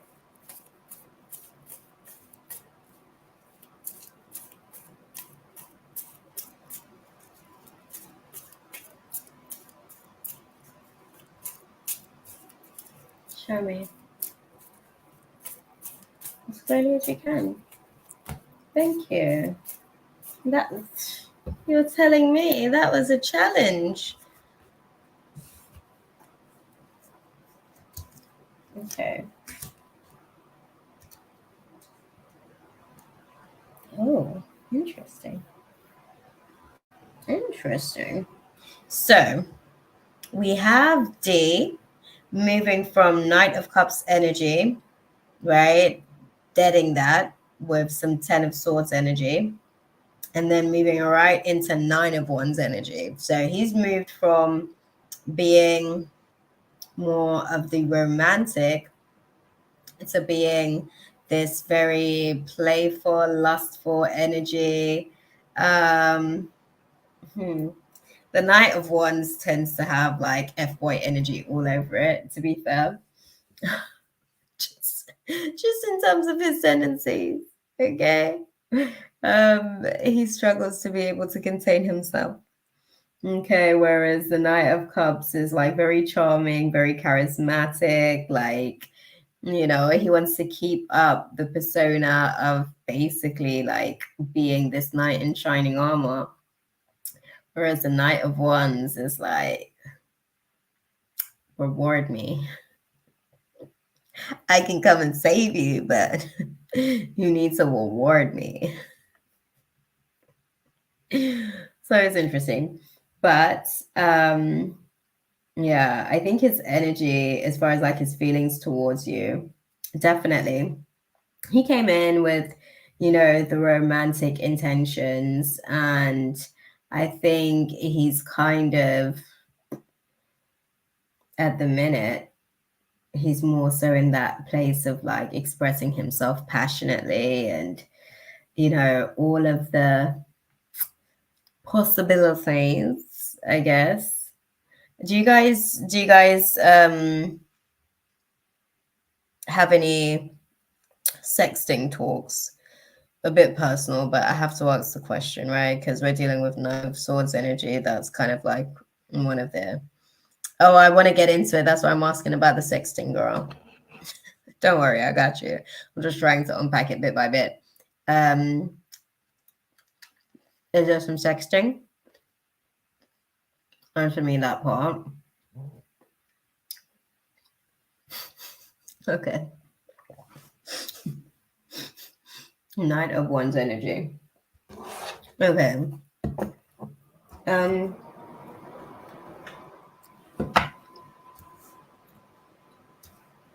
Talk to me about the sincerity of his feelings towards Caleb.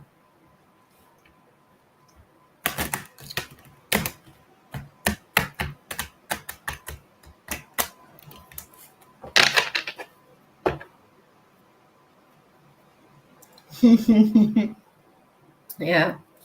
Okay.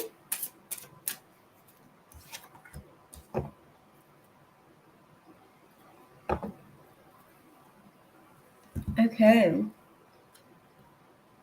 Okay. And this is why I had to ask the question. Okay. Romantic feelings, not so much. Right, because that's the space that he came in on. Look, we've got it in reverse. So he's internalizing. He's not necessarily expressing, but he is developing some romantic feelings. He's not there yet externally. I'm not gonna lie, but he is catching some feels. Okay, he's catching some feels, but he's not there yet. One of the things that I'm seeing with the situation, there's going to be some learning in the process for both of you guys when it comes down to the situation. He's going to learn who to F with. Okay. Yeah, he's going to learn who to F with and who not to F around and find out. Okay. Some of that energy is going to come his way.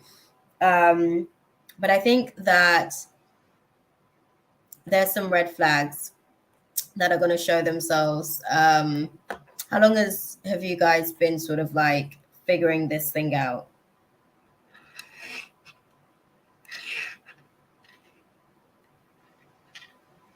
How long have you guys been seeing each other?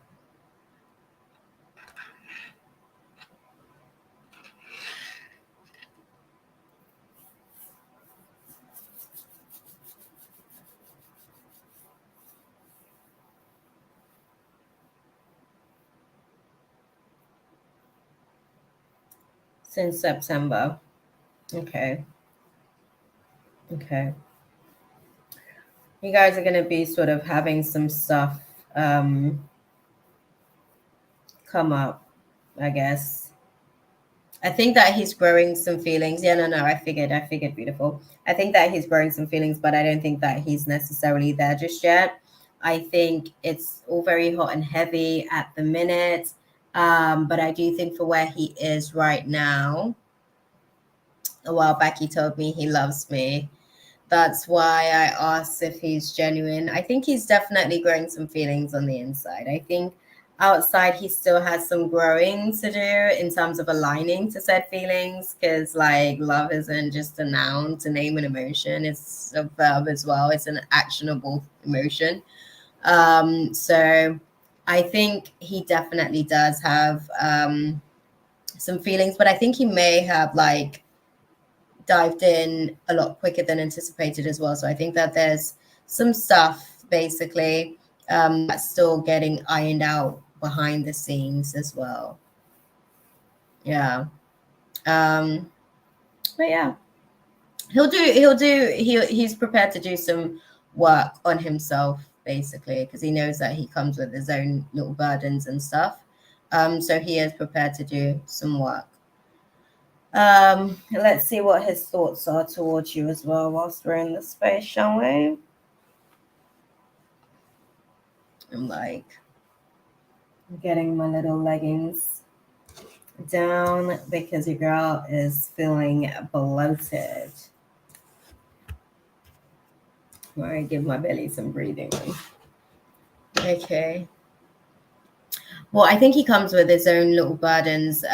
He has a tendency sometimes to over exaggerate on certain things.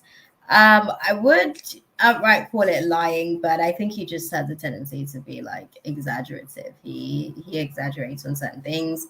And sometimes he's not all the way forthcoming with information sometimes, and then other times he overshares as well, which is also another tactic or diversion tactic that he has. When he doesn't necessarily want to answer question, he starts to overshare on other things, to be able to deflect. But yeah, little things. What are his thoughts about our girl Kayla?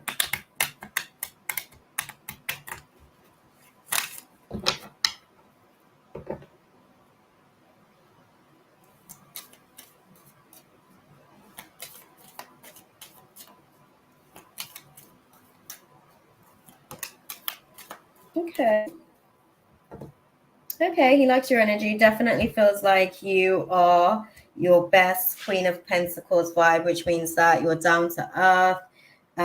You're very practical about things, which he appreciates. And he finds your energy very sort of grounded and nurturing, very motherly.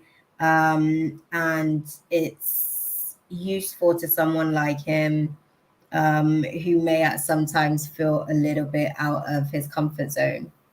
So yeah, his thoughts on you generally quite good. And he seems to be willing to work. So not bad. He's got some romantic feelings stirred up internally. So he's there. He is there. Let's see what the advice is for you in navigating through your Scorpio situation. Right? What do you guys advise our girl Kayla with her Scorpio?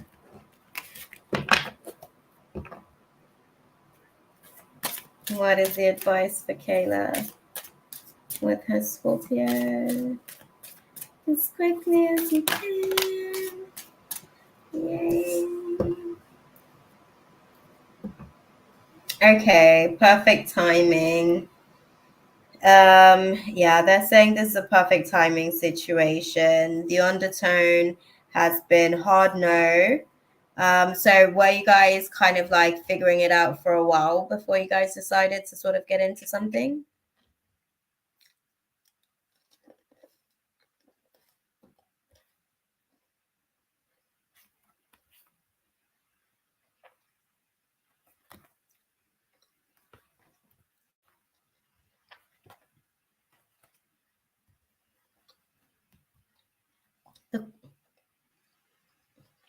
Okay.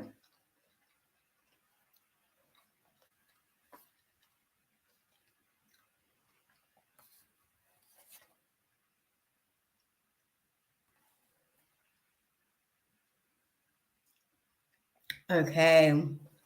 Okay. Okay.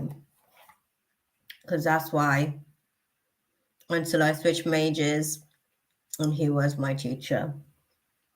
Yeah. Well, that's the thing. I see it's a perfect timing situation where everything kind of came together. We talked and eventually got together. Okay. Yeah, they're saying there was a perfect timing to that hard no. So yeah.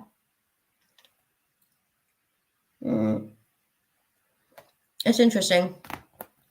They're saying that, you know, the situation, continue to communicate clearly moving forward. Because the next couple of weeks are going to lead to the next few months, basically. And you guys are going to have to continue to communicate along the way to kind of really figure out what this is actually going to be growing into. So, yeah. I believe if we didn't meet now, we would have some other way. Yeah, perfect timing. Everything just kind of aligned at the right time for it kind of to develop when it did. You guys were in the right positions, I guess, at the time. But yeah, I hope that that was useful for you, beautiful. Oh, good. Thank you, my love. Do we have my YouTube account or Ari in the building? Are either of you guys here? Because your girl is going to close out the space and shut up shop for tonight. So are we here, Ari? Or my YouTube account? Can you give me a yes or a hi in the chat before you actually get started typing anything, just in case, because I'm about to start packing up shop. That part.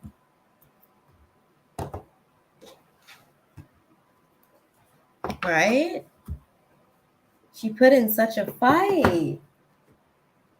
It would be a shame if she's not here. My YouTube account. They as well were putting up a fight at the start. So it would be a shame.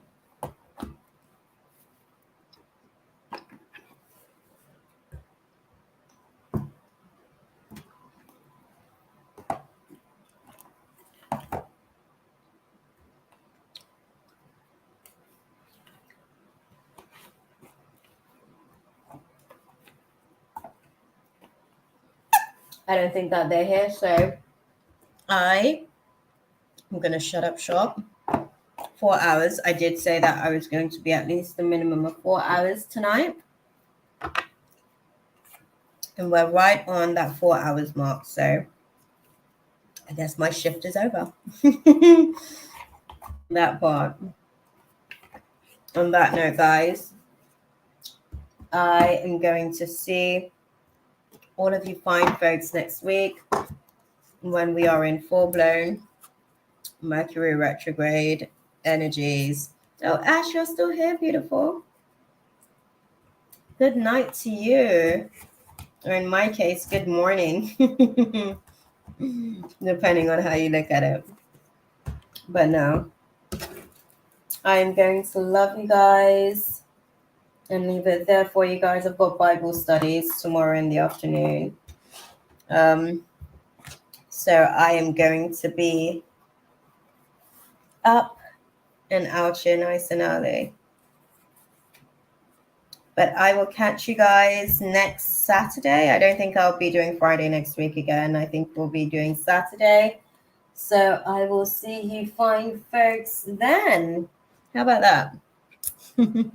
Let's close out this space, guys. All the things they said to hold her back, they never seem to leave her head and tend to keep her mind at war. All the things I said to hold her back, they keep her locked inside of all the times when she's been hurt before. That part, y'all. I'm gonna love you guys and leave it there for you guys. Mwah, mwah, mwah. Have a super week ahead, and I'll catch you guys on the flip side. Bye. God bless, guys. Sarah.